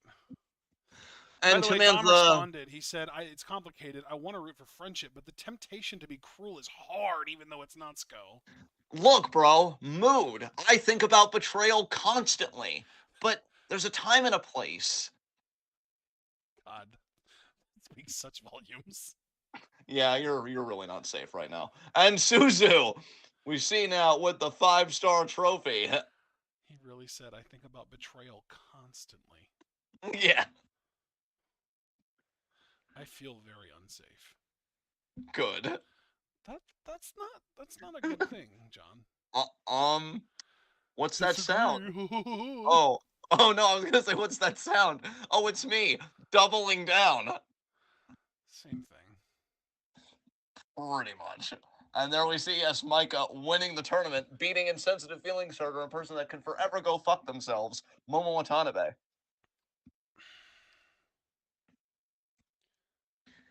Momo is just fine. I think you should leave her alone. No, no, I don't think I will. Thanks though. Got a question for you. Do you think I'm surprised? No, That's the correct take. man, this video package is long as fuck. I want to see this two fight already. Yeah, fight, fight, fight, fight, fight, fight. Even though we know Hosky's gonna lose because Stardom never gives her anything. It hurts. Yeah. Why did you laugh that hard? I don't. I'm kind of feeling myself now. I know what Dom's talking about. The struggle is real. I'm just saying, man, you didn't have to laugh that hard. I mean, when you taste really being a douche, it's kind of like crack, honestly. It's like, wow, where has this been all my life and why haven't I been doing it? You've never done crack. No, but I've been around it enough. And yeah, Oh, yeah, it's a wild, wild world. Wild Away, which used to be Hazuki's theme song. You know what? Normally I'd rag on you for that, but that was actually a brilliant segue back to what we're here for. So great job. 10 out of 10. Hey, look, all jokes aside, everything else aside, you will not find a better workhorse, screw Stardom, in all of pro wrestling than Hazuki. I mean, this woman, she's got a motor. If Stardom would ever do an Iron Woman match, Hazuki better be in that shit because she would sell it like Yes. nobody else. Dude, to this day, after over a decade of it having existed in FCW, I can't believe no mainstream company has done an Iron Man or Iron Woman championship of any kind at all. I agree, man. I agree. It is definitely surprising, Like, especially because, especially yeah, AEW. Like, it's literally the company designed around, let's have good matches, guys. And that's fucking it. And they don't have a championship that's like, every match has to go 20 minutes, and whoever gets the most pins or submissions in that time wins. let's take these three titles and merge them into a mega mid title. A mega mid title popped me. You knew it would, though. God damn it. Yeah, because that's only one letter removed from Mega Mind. An underrated film, from what I hear. You haven't seen As it? no, Oh, that's a movie that we need to watch together then, because I've seen it and it's great, and you would love it. that's another movie we'll watch over Christmas movies. I'm sure that'll really pop your mom. I'm glad she doesn't have her headphones. They're doing Christmas movies. Oh, we had a good think on it, and no. No. I loved what you said to her last night, where it's like you said we weren't doing it, and she was like, "Oh, can I just say this one thing?" Or she said something like that, and you're like, "Is it gonna make me change my answer?" Like you weren't even gonna entertain it unless you knew. Is this even gonna have any effect on me? Because if not, hard pass. Oh, that sounds about like me and my face.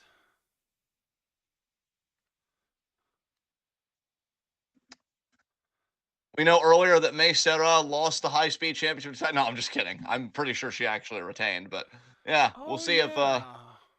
Suzu can retain her championship opportunity. I am a fan of both. Yes. I'm a fan of May Serra one day getting betrayed, but she is an amazing athlete as well. It's pretty great.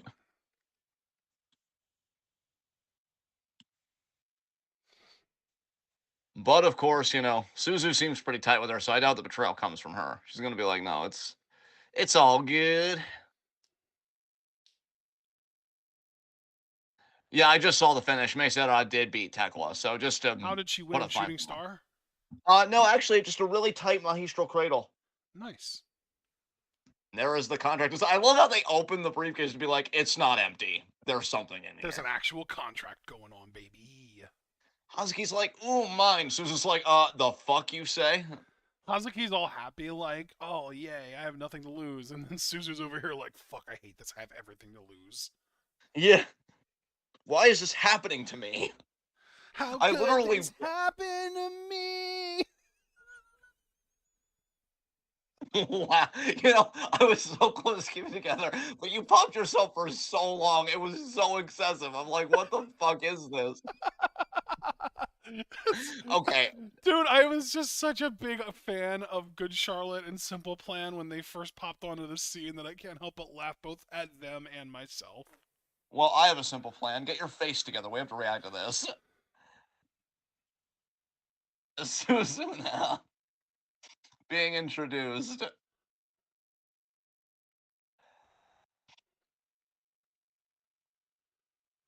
This feels like it should be the last match we're reacting to, but we still got 2 matches on the other show. It feels weird. So yes, folks, this is only the 4th match of 6 that we've personally got in our queue today. I fucking love your son, by the way. Wait, is he here? He's not in chat right now, but he is in the Discord and being adorable as always. Nice. What channel? Gaming. Craig posted the content creator of the year was announced in the lead up, and it was won by Iron Mouse. And then Rotten Butter posted a picture of her and said, "Then all is as it should be." And I said, "Iron Mouse definitely deserves that. Stoked for her." And then Abel said, "Is this one of those X tubers?" And I said, "What is an X tuber, Abel?" And he said, "Like the people who use an anime cartoon to represent them." And I said, "Oh, like a VTuber? I know, potato, tomato." And he's just reacting to me saying that with multiple different emojis, and I just love him so much. Man, the potato he used to react has got some cheeks. Damn, that potato's thick. Anyway. Dude, it really looks kind of like an enlarged peanut. Yeah, it really does. Oh, oh, Hazuki into the empty chairs there. You can tell we're starting to lose the plot slowly, but it's all gonna be okay. Dom encouraging Oedo to steal the briefcase. Wow. Dom, is there any level to your evil? Like, is there just anything like, you know what? No, this is too pure and wholesome. I can't wish ill upon that. Because I'm really, I wonder sometimes. Another Irish whip. Oh, Hazuki reverses that one. Suzu now into the empty chairs.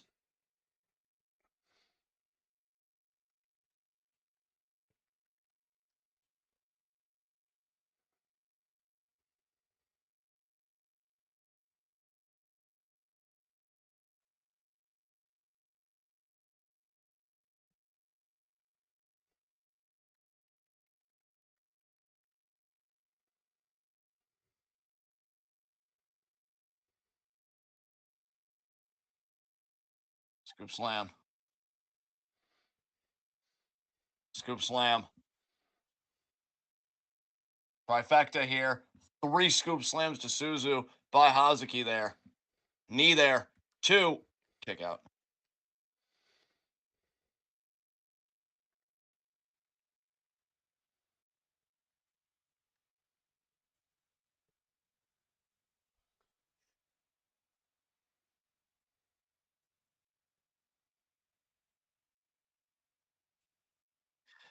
Well, I'm now seeing the letter discourse happening in the Discord. And base wash there.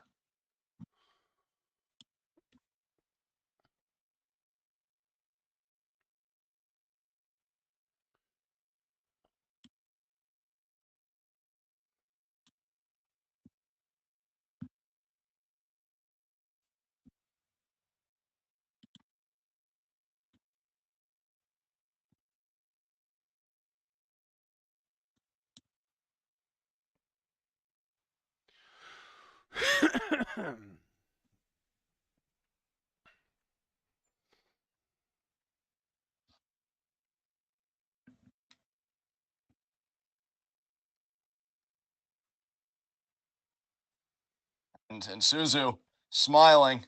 Hazuki booting her in the face, but Suzu not really registering it.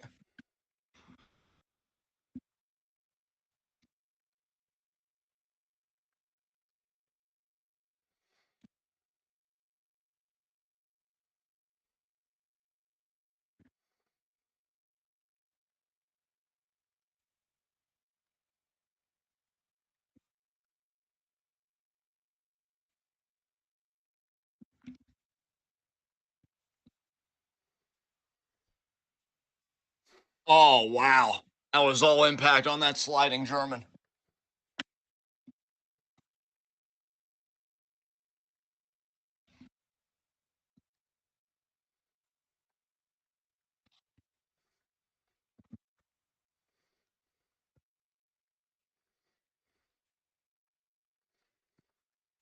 What a flat back drop kick.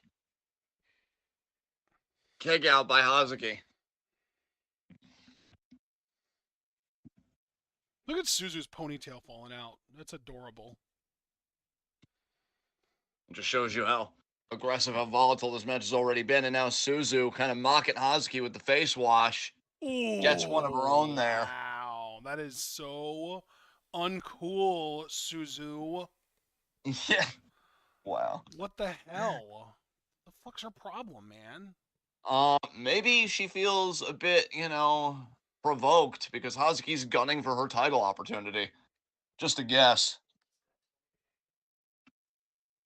Suzu, though, you gotta love her spirited nature, That her was a hell competitive of an nature. elbow strike. Absolutely. You don't challenge Hazuki to elbow strikes, though. That is true. Hazuki's strike game is second to none. She will forearm a literal fucking groove into your chest. Yes.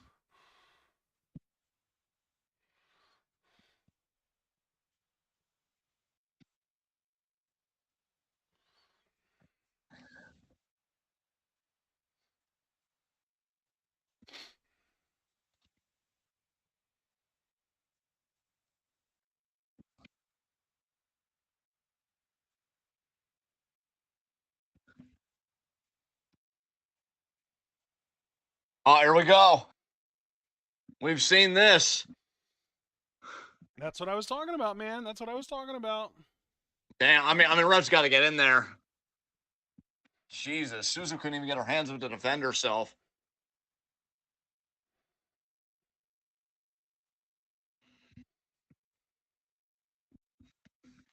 What a German by Suzu. Jesus. Nice to see that forearm flurry did a whole hell of a lot. Good lord. Nice pump kick there.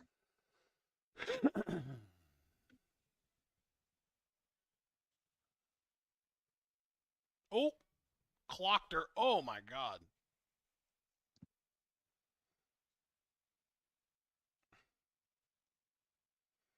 Jeez, hums. Been a very physically intense bout here between these two.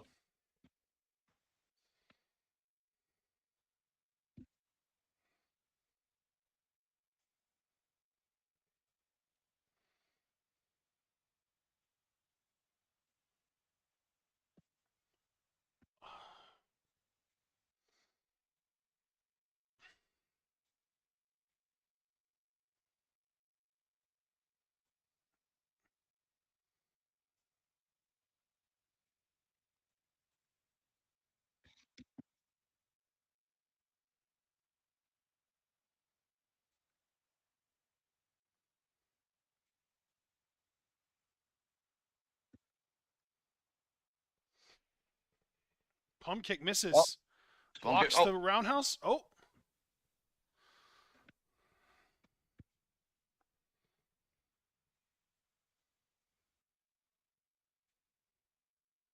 She really told her to bring it on. Oh, oh, she DDT'd her onto the hard part of the ring. spiked her. Yeah, she did. Hazuki feeling it now.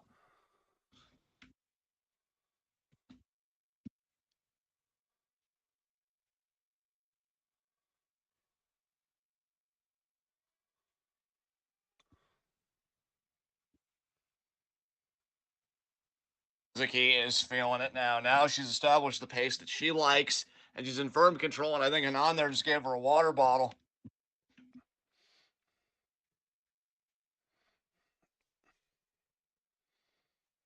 Damn. I love how intense Hazuki is.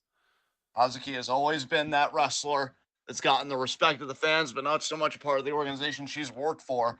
Never really been seen as that main event talent. What a flat back dropkick. We talked about the one Suzu hit earlier. Hazuki blew that one out of the water. Kick out, though, does not get the win right into the crossface. Hazuki wants to show the world. I mean, again, you have those conversations about best women's wrestler in the world, that especially because women's wrestling right now, I don't know if it's ever been better. I mean, it's a draw in America. Joshi is thriving. We got Sukeban just did their second show last night. You can check out our live reactions on the channel.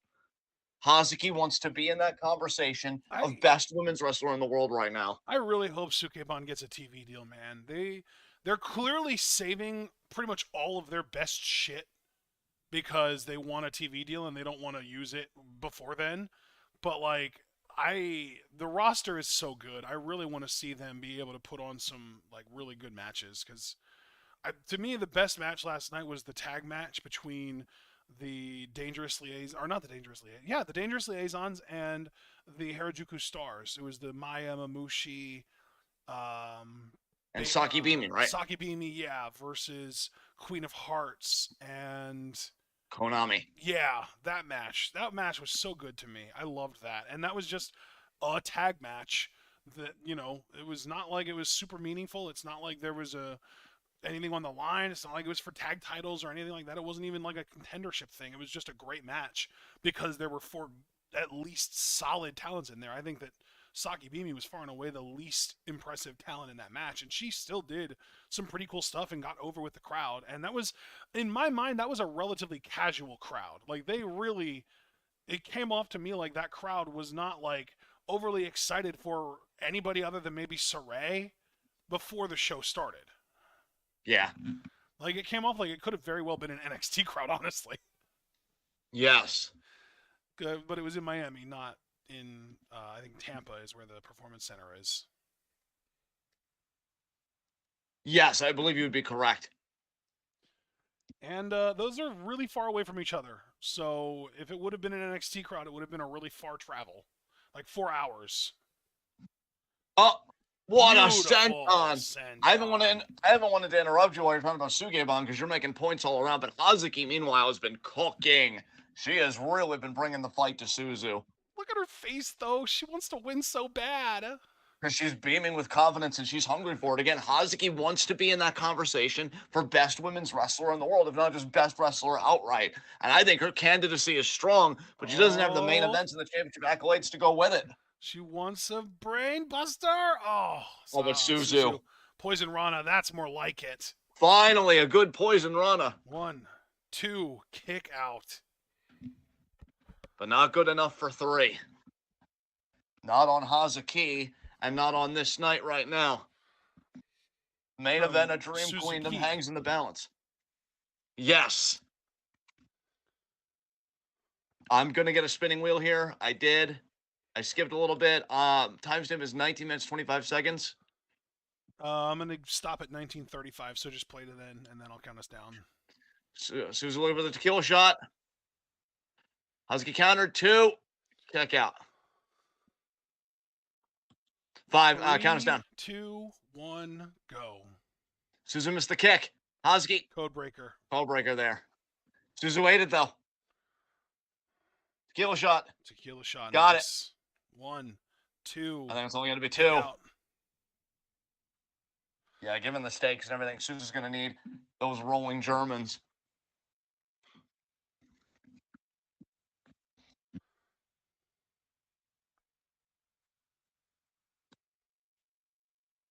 Oh, look at Hazuki. Hazuki knew that Suzu might have been going for that spinal tap. Oh, wow. Kick right to the face. Spiral tap is facing your opponent. That's not what she's going for.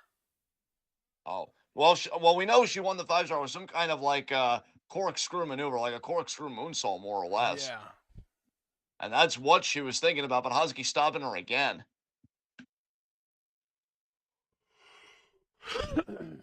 Oh shit! Hazuki thinking about a vertical or maybe even a brainbuster here. I think she was just thinking vertical, but Suzu going to stop it here regardless. Big forearm. Oh, she's thinking about that half Nelson Oh, slam and from gets that it. distance and got all of it. Big. Oh, but Hazuki. Kick out. Man, it can happen that quick. It can happen that quick. Ooh. Hazuki stroll. No. Buzzsaw, super Oh, kick, buzzsaw. buzzsaw. There we go. She uses that combo in almost every match, at least every big match. Man, if you're Micah, you're eating so good right now because I know you're licking your wounds, losing the goddesses belts alongside Megan Bain, but knowing that you personally still have the world title to go after, could you ask for a better opportunity than to scout Suzu this intimately against an opponent the caliber of Hazuki? Really scouting them both because she could face Hazuki if Hazuki wins this match, but she gets to study both extensively because they're bringing the best out of each other. Beautiful German as German she there. rolls through. She gets this, She it's gets the over. second one. It's over. That's it. That's it. 1, 2. She kicked out. Suzu can't believe Hazuki! it. Suzu can't believe it. Oh. Oh. There it is. And there, yep, it's official. Micah versus Suzu, as we expected.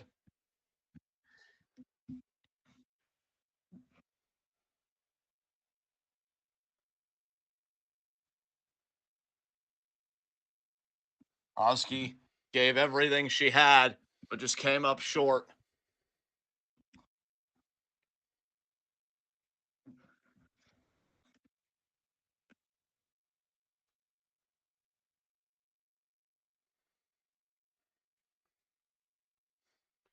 You know who I feel like we haven't seen in a long time? Who? And it's not really true. We just saw her like a couple weeks ago, I think. It was Hina. Yeah, it has been a while. Feels like it. Well, the main event is now official. Suzu Suzuki versus Micah. Who will walk out with the world title? I'm inclined to think Stardom wants to go all the way with Suzu, but I really can't say for sure. Yeah. I don't know though. The fact that Micah and Megan lost the tag title match kind of makes me feel like maybe Micah is going to win the title on December 29th at Dream Queendom. I mean, it all comes down to this for those two rivals because Suzu beat Micah in the 5-star finals. Micah's team, Divine Kingdom, beat Crazy Stars, Suzu and May, in the Tag League finals. Micah won this tournament. Suzu kept her title shot. Now they settle it. But the thing is, here's the thing. Suzu, I still think has the upper hand because, again, she beat Micah in the 5-star, which is a one-on-one tournament. It's a single tournament. Micah only got her win back on Suzu technically in a tag tournament, and Suzu wasn't even the one pinned. May Serra was. Yeah. Hey, Husky, you're pretty good. Yeah, no shit, Suzu.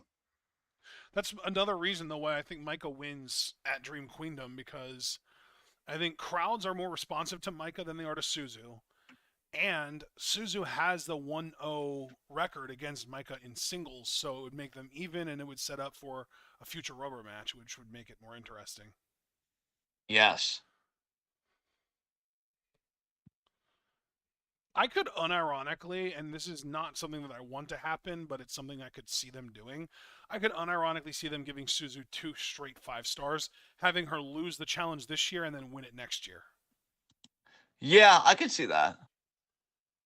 I'm not stoked about it because I like different winners, and I mean, I winning the Cinderella 2 years in a row pissed me the fuck off, and I really don't want to see them do the same thing with the even more important tournament in the 5-star, especially with Suzu, who I like but am not super stoked about her as a tournament winner of that level. But Yeah. I really think they could do that, especially because like if we're comparing her to Ibushi with New Japan, how many G1s did Ibushi win before getting injured? Yeah, dude, I know. Like he won the first one, and like how many? I think he won 3, didn't he? Yes, he did. I think, yeah, it was 3. Yeah. Like holy fuck.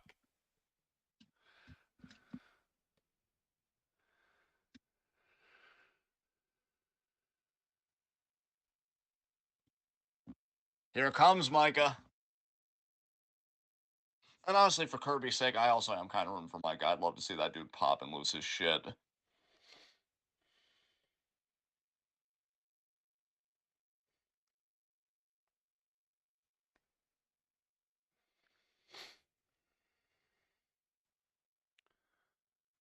Yeah, okay. So yeah, Ibushi won the G1 in 2019 and 2020. So he went back to back as well.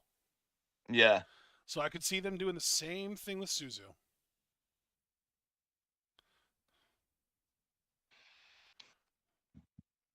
And then they want to make Suzu's most epic rival ever Kamitani. Why? Because Kamitani's been winning a match with Ibushi. And it's like, oh no, we created Ibushi at home, Suzu Suzuki.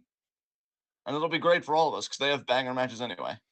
Well, yeah, Suzu and Kamitani being a rivalry would be great. And really, part of me is super satisfied with either one of these women because I think Kamitani is the next red belt champion either way.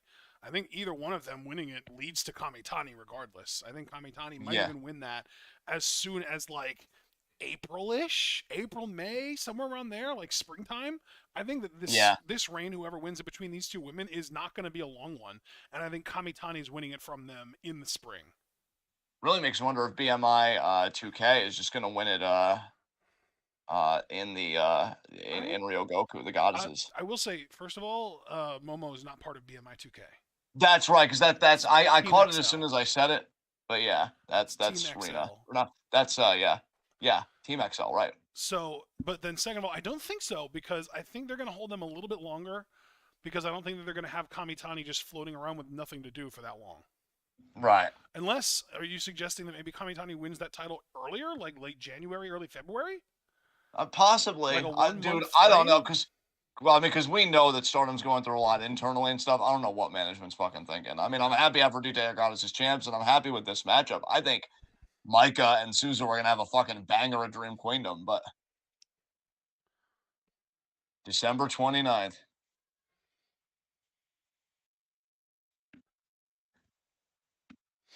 Good for Suzu, though. She looks forward to the continued evolution of Stardom and Suzu Suzuki. That's all.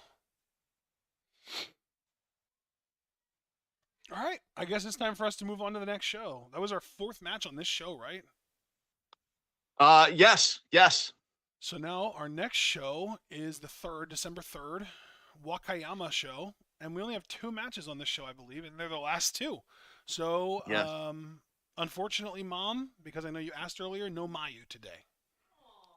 But you got to see Julia at least. So we're getting Hazuki and Wingrock. Or no, actually, it's Wingori. That's what it is, Wingori. Hazuki and Wingori versus Divine Kingdom with May. Is it because this is kind of your standard fair Stardom show? Dude, You know, it does the usual intro graphic and stuff like that. So I it's a am at 15. 15 seconds for You this. know what though? This is really awkward because didn't Megan Bain like beat the fuck out of Suzu on a show relatively recently? Yes.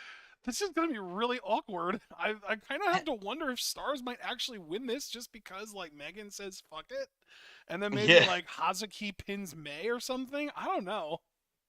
Yeah, we'll have to see. 3, 2, 1, go.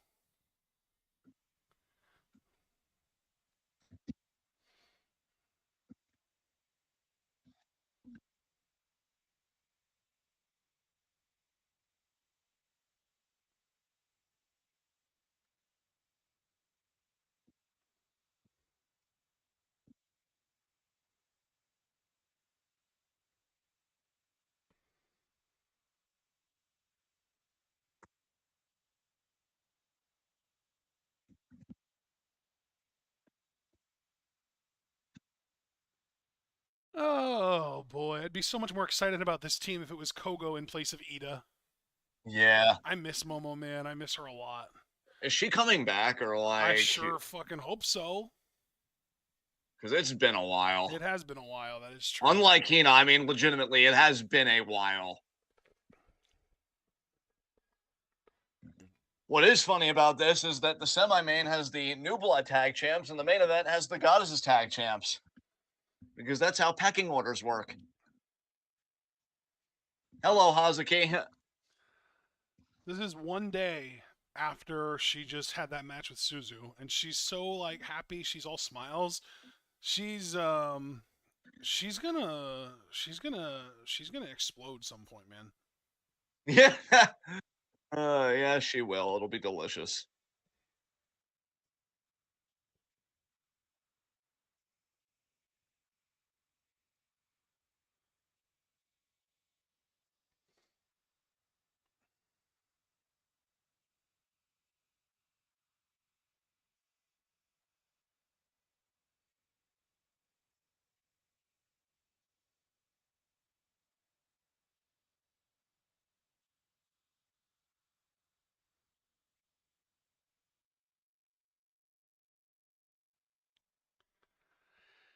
Oh boy, here we go.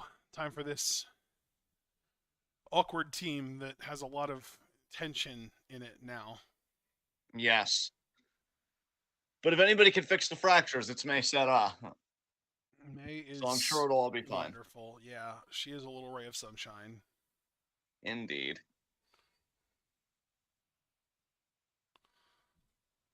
Yes, Sia. Sing it, Wait, even though it's not really you. Yeah, I was gonna say we established that it's not actually her though. It might as well be. Also, fuck Sia. Yeah, really. Because you're like anti-autism and like incredibly ableist. So yeah, honestly, fuck you. Sia impersonator, you're the new Sia. You got it. Bro, have you seen any even like clips from the movie she made with Maddie Ziegler? No, all I remember is the Oh tweet my where she put out her God. justification of like, we couldn't get an autistic person because we needed a professional dancer, and literally the top tweet was someone with autism that's a professional dancer, and she was dancing. And like, that's how easy it was. Yeah, Jesus fucking Christ. I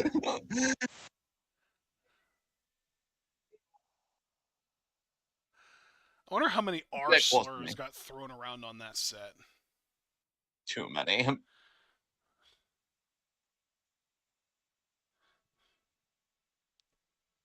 Wow, you can see May's energy, and Suzu and Megan are just like, let's do this. Dude, Megan's like a cat in the way that like she'll like do something horrible and then just move on with her life like nothing happened. Dude, I know. I both hate it and love respect it about cats.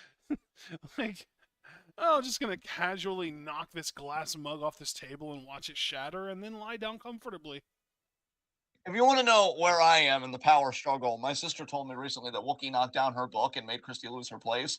And without missing a beat, the first words out of my mouth were, I'm sure there's two sides to this. So Oh my God.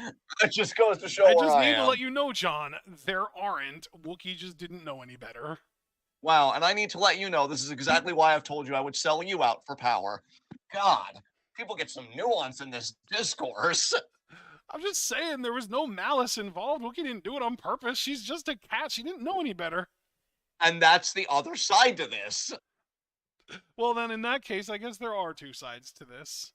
Yes! But when you say it like that, it makes it seem like she did it for a reason and that Christy deserved it. Don't police my face right now, okay? Saida being introduced. Yeah, nobody was. Well, okay, people were clapping for you, but I wasn't. Don't you dare thank me. Hello, Hanan. If anybody can make my mood come down and level out, it's Hanan.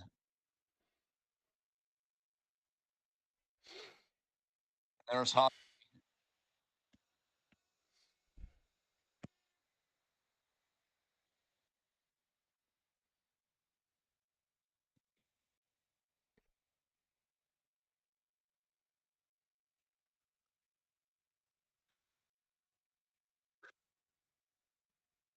Well, the announcer, I think, mentioning that Megan Bain, something about the goddess titles and tag league, and Megan Bain's probably just thinking, don't bring that up right now. It's a sore subject. She got pinned by a German suplex with a bridge. Listen, man, it is like a couple hooked arms away from a tiger suplex. Give her a break. Yeah, it's true. That's objectively true, yeah. Oh. Suplex to beat Gaijin Kaiju. Arms not included. Oh my God, you're amazing at that. I don't know what the name of that talent is, but you're great at it. Yeah. Yeah. What do we think of May Sarah's new gear, by the way? I love it. You know what else I love? The idea that May's the only one on this team with an officially recognized championship. Megan played pretend and she still couldn't make it real, and Suzu's got to hope that December 29th goes her way.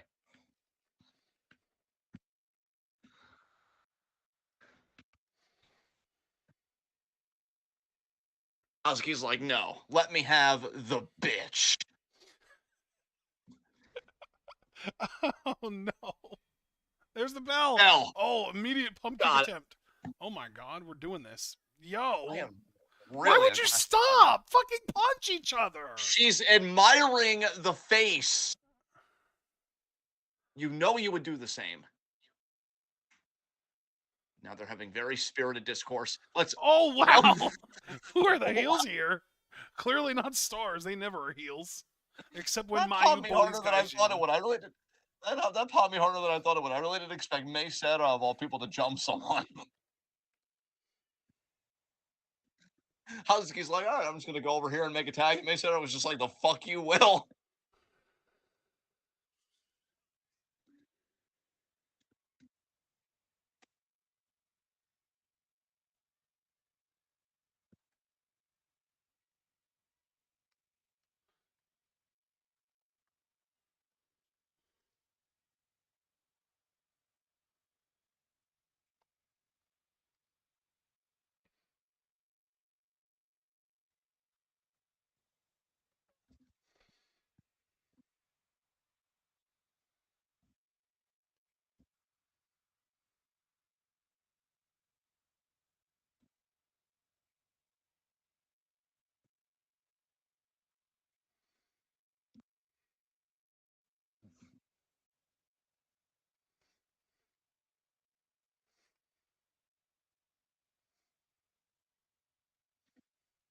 Senton Pro. Oh, and now Hanan could be thinking triple drop kick of stars here to May Sarah.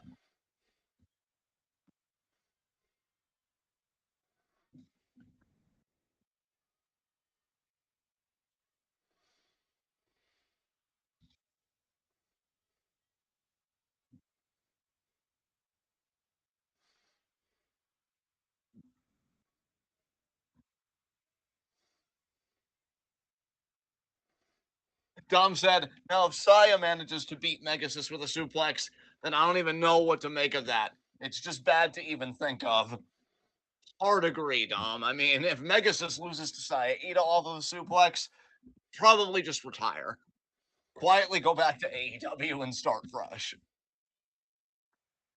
Iguza! Hi, Hanan.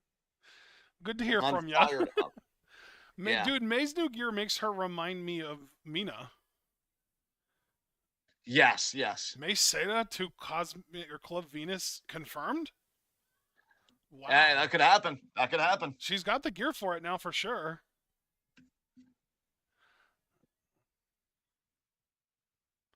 Damn, Hanan, what a slap! Ikuzo again. Sheesh. I'm firing up. Oh, what a hip toss judo throw style, baby. And May is like, what the hell is this?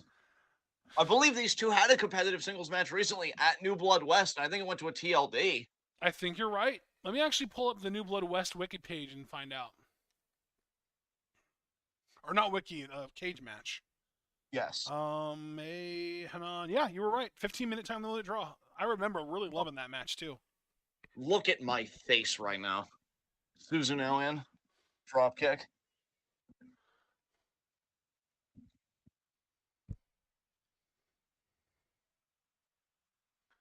Oh wow. Oh wow. Wow, Saya. Wow. Rude. Bro, Ida just pisses me off. The fact that she's still around. Yeah, I know. It's like, go away. Nobody wants you here. Get to second student, and trust me, folks, it's something they don't like to talk about either. And Suzuno, all splashed there by Megasis. Double spear.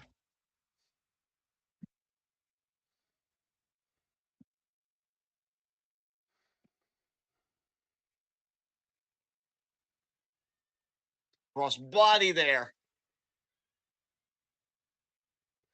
Nice uppercut. There's that Okada style uppercut from Hanan. Yes. And the tag to Hazuki. Here we go. Here we go, indeed. Hazuki, whoa! Launched herself off Suzu. There's that beautiful shotgun missile dropkick.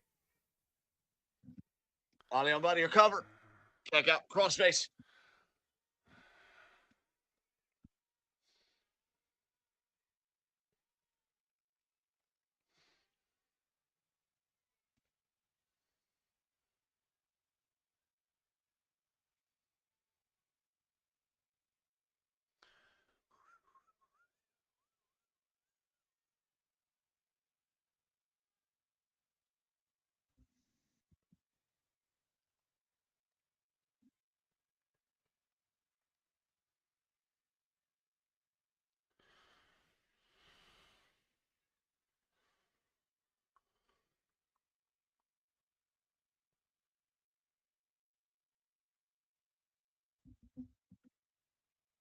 Almost the senton.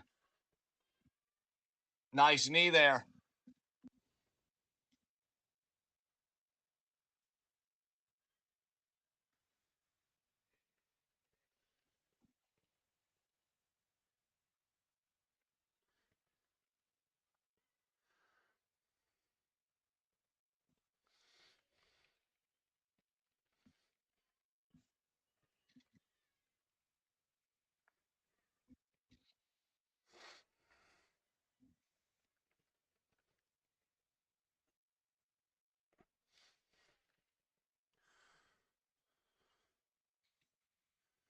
Oh, Husky.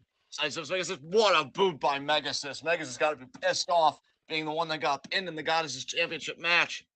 Check out there by Hazuki.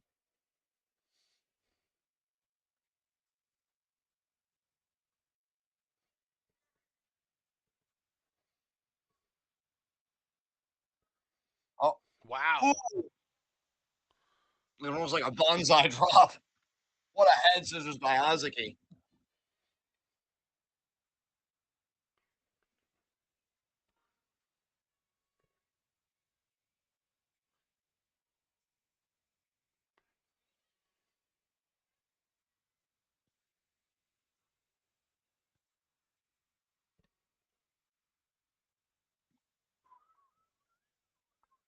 Oh, get a drop kick there. Megan, though, barely even registering it.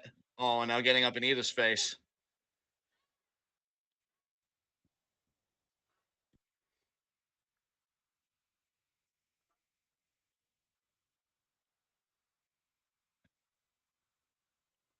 Wow, Saya. You're so annoying. No doubt about it. Christ.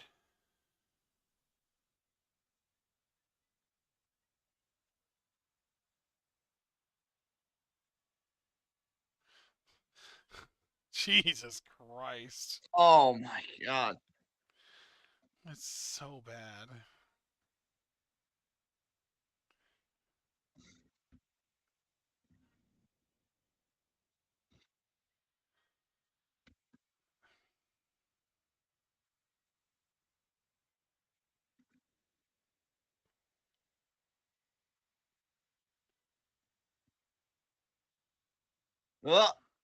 Nope.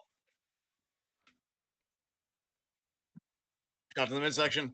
Kind of chow down the redwood. Lariat there. Cover. One count.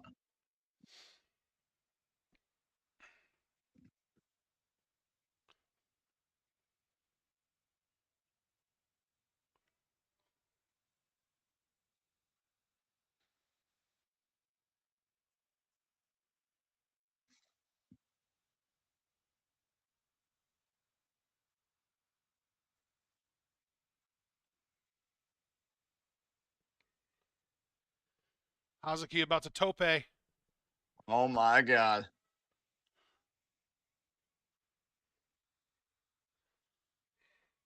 Oh no, Megan destroyed her. Shit.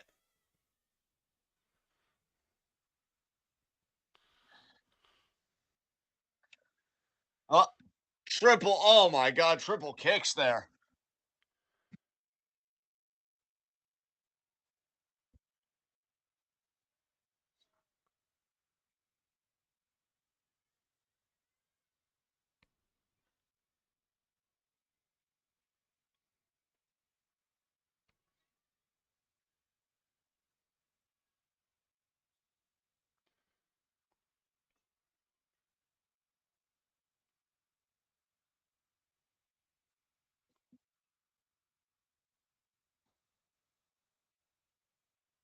Oi, oi, oi, oi.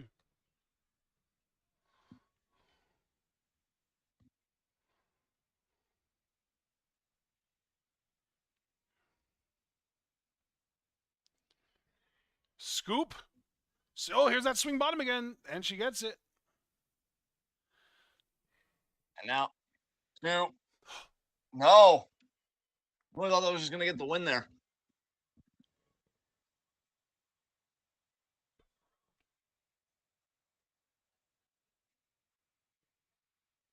Oh.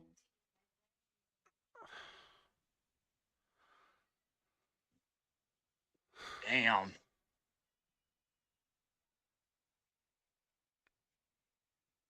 There we go. There it is. Megan She Bain back on really, track. I feel like she really did not need the F5 to win that. Like, that was super excessive. I do feel like Ida was a bit too competitive with her for my taste.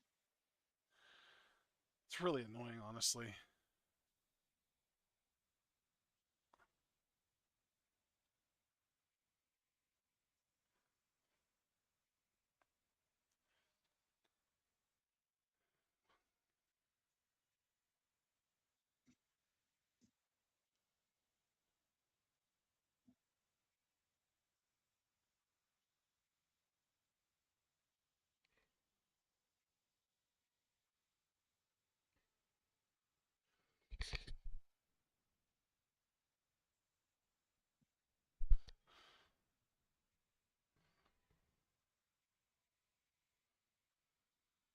Man, Mega Sis making a statement.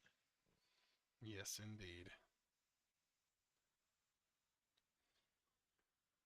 Yeah, because I just rewatched a little bit because I figured there aren't going to be any promos or anything. She pegged up Ida and she scoop slammed her. Just, yeah, it's kind of crawling around stalking her territory there. Yeah. Amazing though, partner. Our cynicism was unfounded. She did not go after Suzu at all. She kept it together. She won the match for her team. So way to go, Yeah. Megasis, I guess. Kind of odd, honestly. All right, time for our main event and really the main event of this show. It's QQ versus God's Eye. I'm at 15 seconds. I'm ready when you are. Well, I need a little bit of time to catch up. You kind of had that Tobias energy, low key. Wow. Excuse me. So true, though. Excuse me. Oh, no. All I always wanted right. to hug Tobias every time I saw him cry in the shower. I'm like, you poor beautiful man, you are doing You the best you can. you might be alone on that, bud. Wow. Well, then there will be one of me. One of me. Bare minimum, you're alone on that in this call. Yes. I always wanted to point and laugh at him personally. Wow. You know Abel would want to hug him. Abel's got such a big heart. We love you, Abel. I would want to hug Abel. Well, who wouldn't? I mean, 3, 2, 1, go. You mean people whose opinions don't matter? Who don't belong in the discourse? It's not. It's not what I'm. It's not what I'm saying, but I mean, you kind of beat me to it, honestly. it's, yeah, I was going to be like, it's not what you're saying, but more importantly, it's not wrong.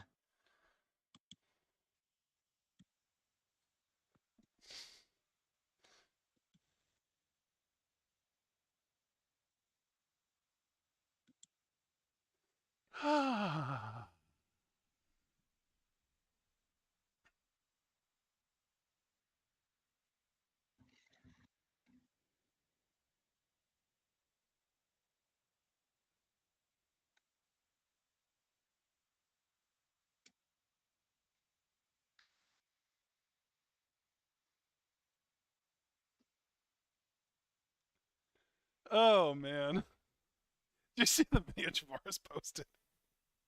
Yeah. Wait.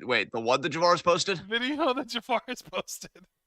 Uh, no, I saw something that Foster posted. Oh God, 'Cause I that know was Foster. I thought that was because Javaris is the one that said, "Bro, my dick is rock hard." I thought he was the one that posted the video too, but it was Yeah, Alex. That's so yeah. fucking funny. I can't watch it in the Discord. I'll just check it out after when we go off the air. Javaris is actually here in chat too. He said, "Look, I'm here mainly to say that DBZ trailer has my dick rock hard, like Javaris, can I Juice also Robinson, say, baby." can I just say, I don't want to be too explicit because I've already got enough HR reports against me here on TwitWow, but you and I, man, and all other DBZ fans, we fucking deserve this, dude.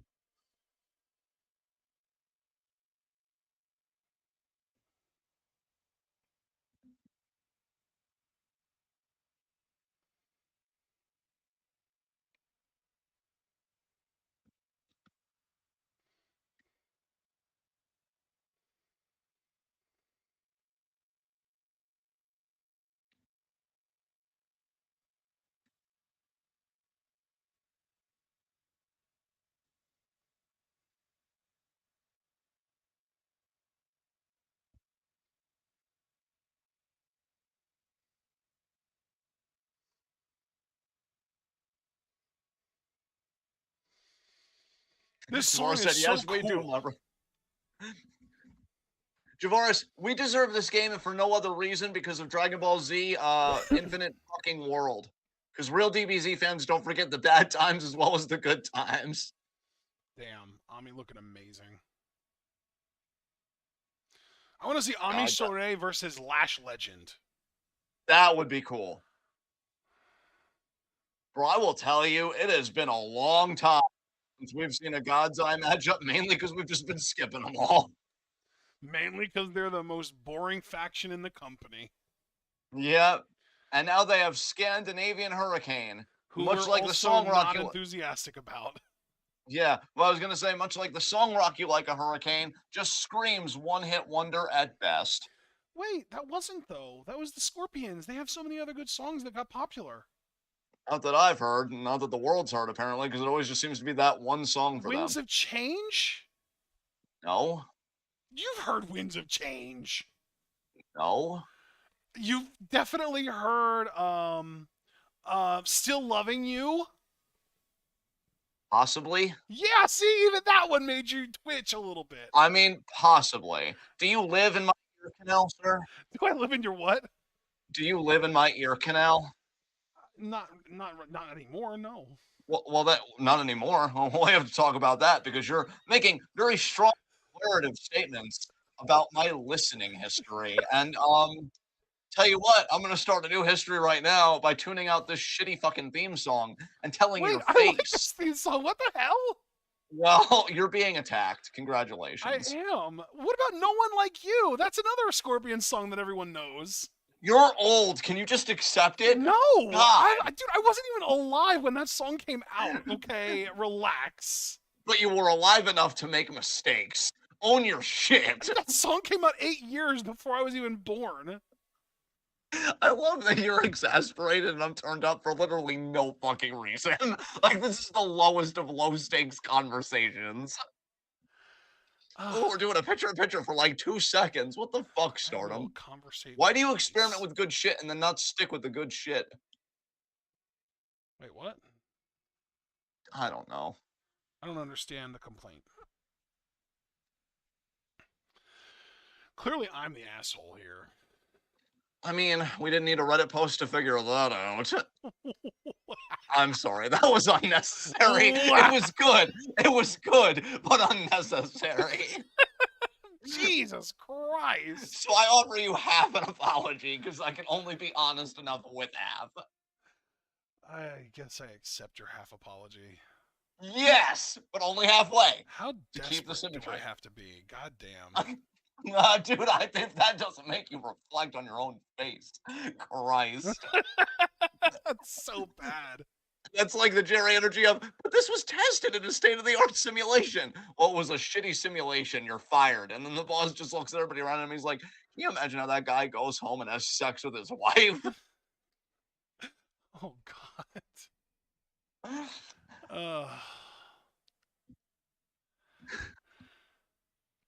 The mere What thought.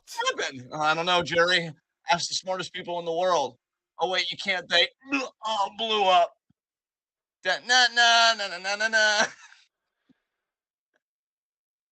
Oh, that's right. That was Careless Whisper, too. Ra-na-na-na-ra-na-na-na. Just makes me think about that saxophone meme guy. He doesn't like George Michael. He doesn't like George Michael. Boo! How dare he? George Michael gets a pass. See, I was about to turn up and be really inappropriately aggressive, but no. No, he gets a pass. Can you, like, drop the Wonder title so I can care about it again?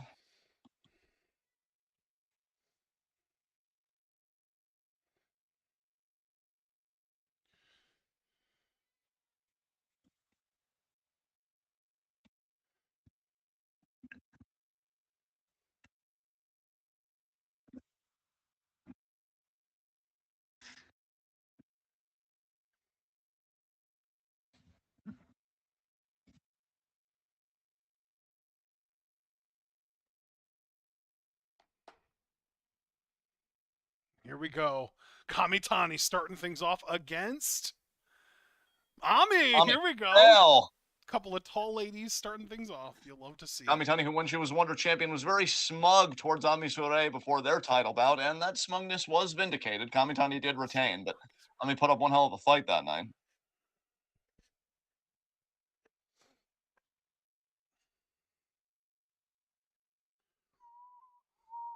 I'll tell you, I'm already kind of missing Lady C. I like the idea of Queen's Quest together as just one huge family, and her absence is definitely felt in that regard. But Tommy and Kamitani looking to get Ooh. Queen's Quest back on track. Where's Kirby? We've got real graps going on right now. We do. I think he's still kind of floating from the real graps I showed him from Nature when those two bears were going at it for dominance.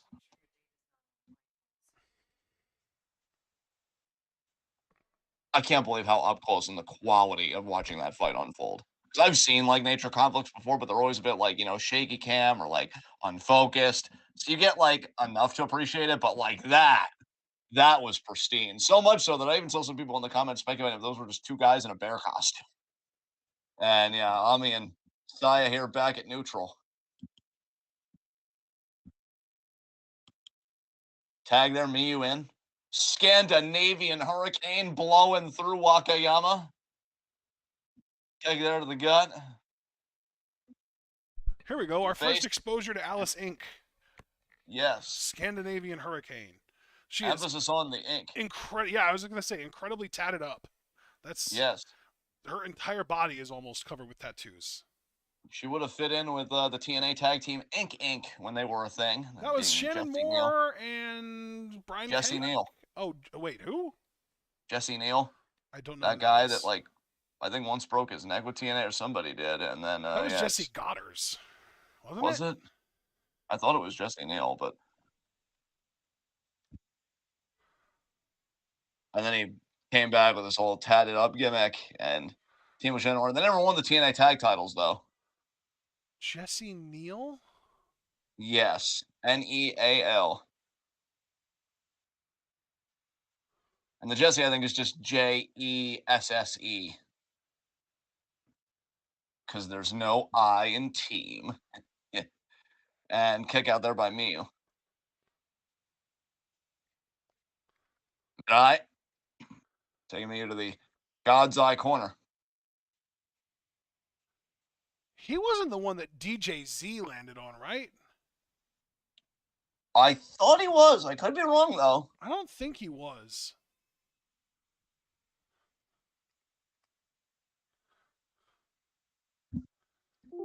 Shit.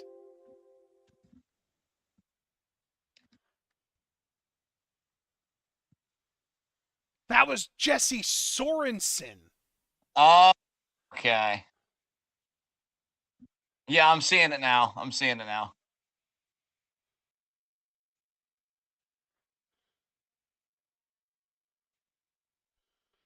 And that happened so long ago. The dude's only 34 now, so damn, he was really young when that happened. That's crazy. Yeah. That's what I'm saying. Shooty's like, bring it. Me was like, but I am.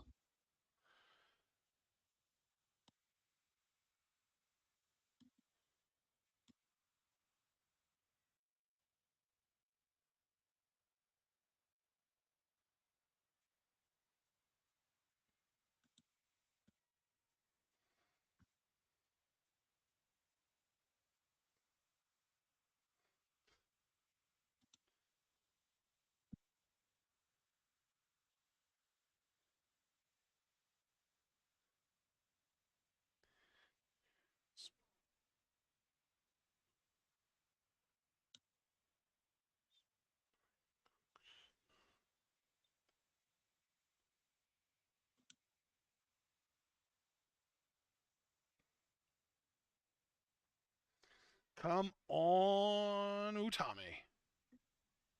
Oh, Mirai? What do you think of Shooty's new gear, by the way? I actually like it. It's interesting, isn't it? It is. She's all like yes, silver. Aphrodite. Yeah, it's a good look for her.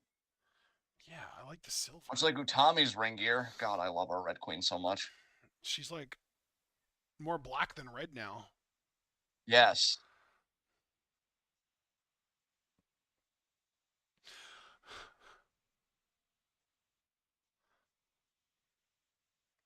Oh, look at this.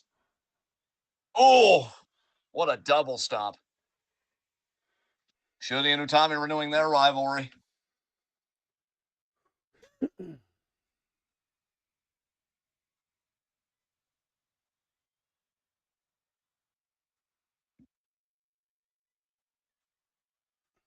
Oh, Damn.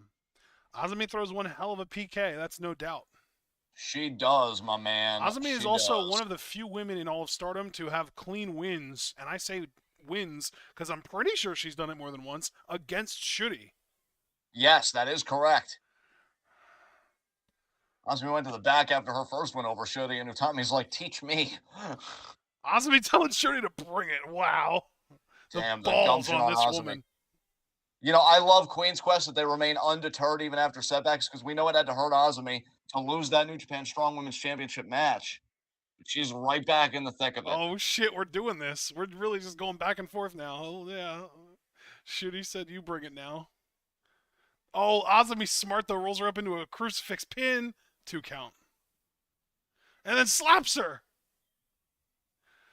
Oh, and there's the shoot kick What a from Shuri. Shuri kick.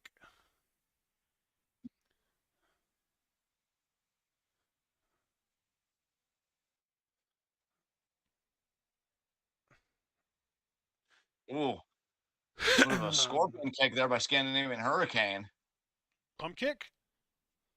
Osmi kind of Enziguri. Enzo, nice speed from Scandinavian Hurricane. I'll give her credit for that. Shoots Osmi off the ropes.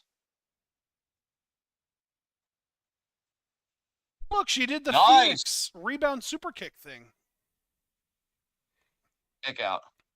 That was pretty cool. A little slow on the uptake, but looks cool. Absolutely. Phoenix does it.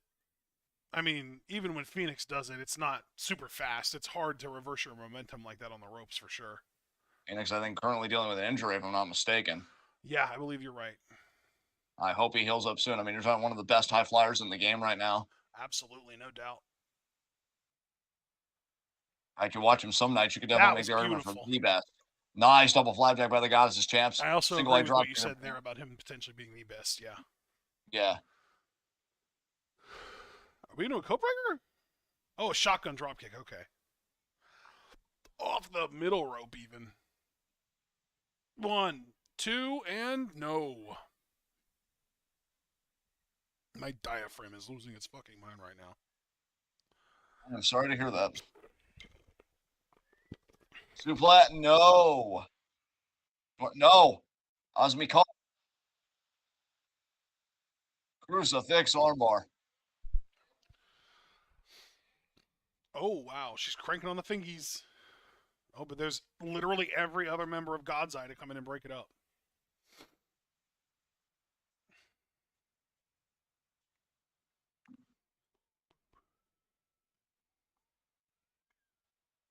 Roundhouse? No. Roundhouse? No. Leg sweep? No. Leg sweep? No. Roundhouse gets caught. Forearm misses. Then the roundhouse connects from Alice Inc. from the Scandinavian Hurricane. Azumi now going for the vertical and gets it. Nice.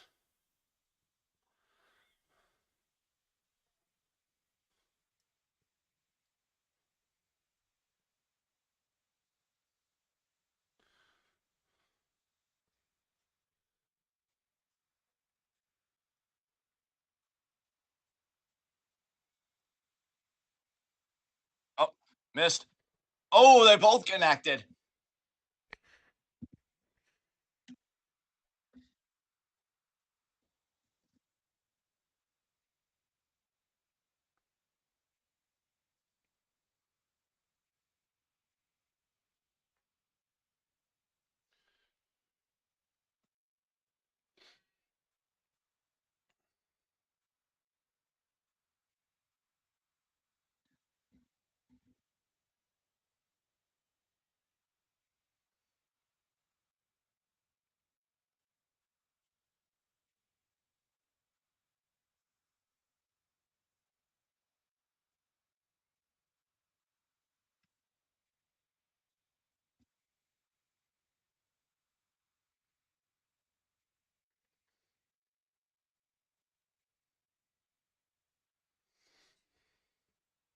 Shoulder block there by Mirai.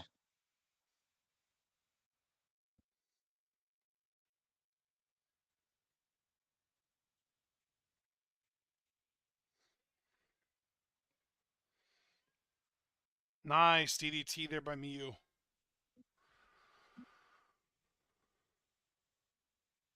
Two. Wouldn't it be something if Miyu pinned Mirai there? Would certainly have to put her in line for a Wonder Stardom Championship match. Tommy now in. All of Queen's Quest now in, actually.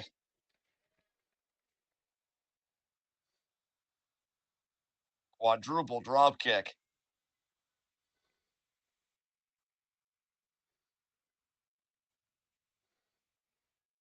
What a tornado DDT off the top rope there.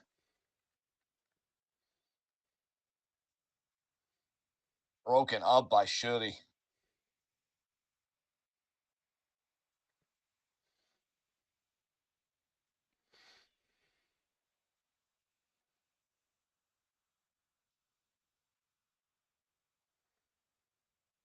Oh, it's the facebuster. Ami Lariat. sliding lariat.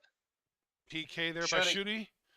Scandinavian Scandinavian Hurricane. Hurricane with a sliding shoot kick there. Very nice. Kick out by Miyu, Kick though. out, Good though. job by her. I'm looking to punctuate this, perhaps.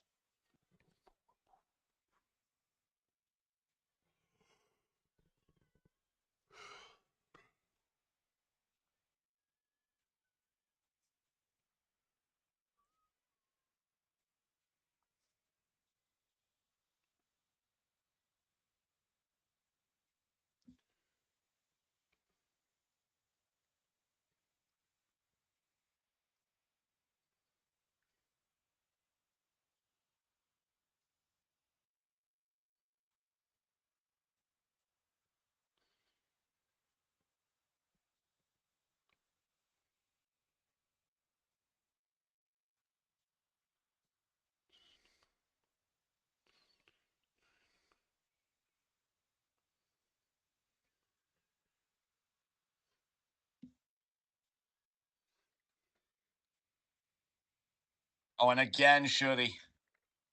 Breaking it up. Drop kick there by Utami to Shuri. Ami taking Utami down. Kamitani taking Ami down. Scandinavian Hurricane there, seemingly with an uppercut on Kamitani. Osmi there with the drop kick to Scandinavian Hurricane. It comes back down to Mirai and Miyu. Miyu with the drop kick to the knee. Nice catch there. Intercepted. DDT into the cradle. Deep cradle. Oh, only two.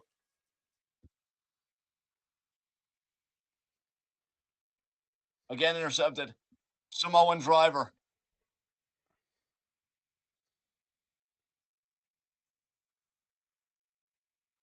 Give me the jumping lariat. No, just No, a just a regular regular standard lariat. lariat, but still a very impactful one without a doubt. That's Mirai's way. And that's it. That's all it took against Miyu. Miyu had taken a lot of offense, though, to be fair. Man, there are like just about 6 minutes left on this thing. Is it just going to be them talking? Because we could just get out right now. I'm wondering if we're going to get a white belt challenger for Mirai. That would be nice. I kind of want to skip around and find out. Go for it, man. I'm not going to stop you. Yeah, because Queen's Quest is leaving.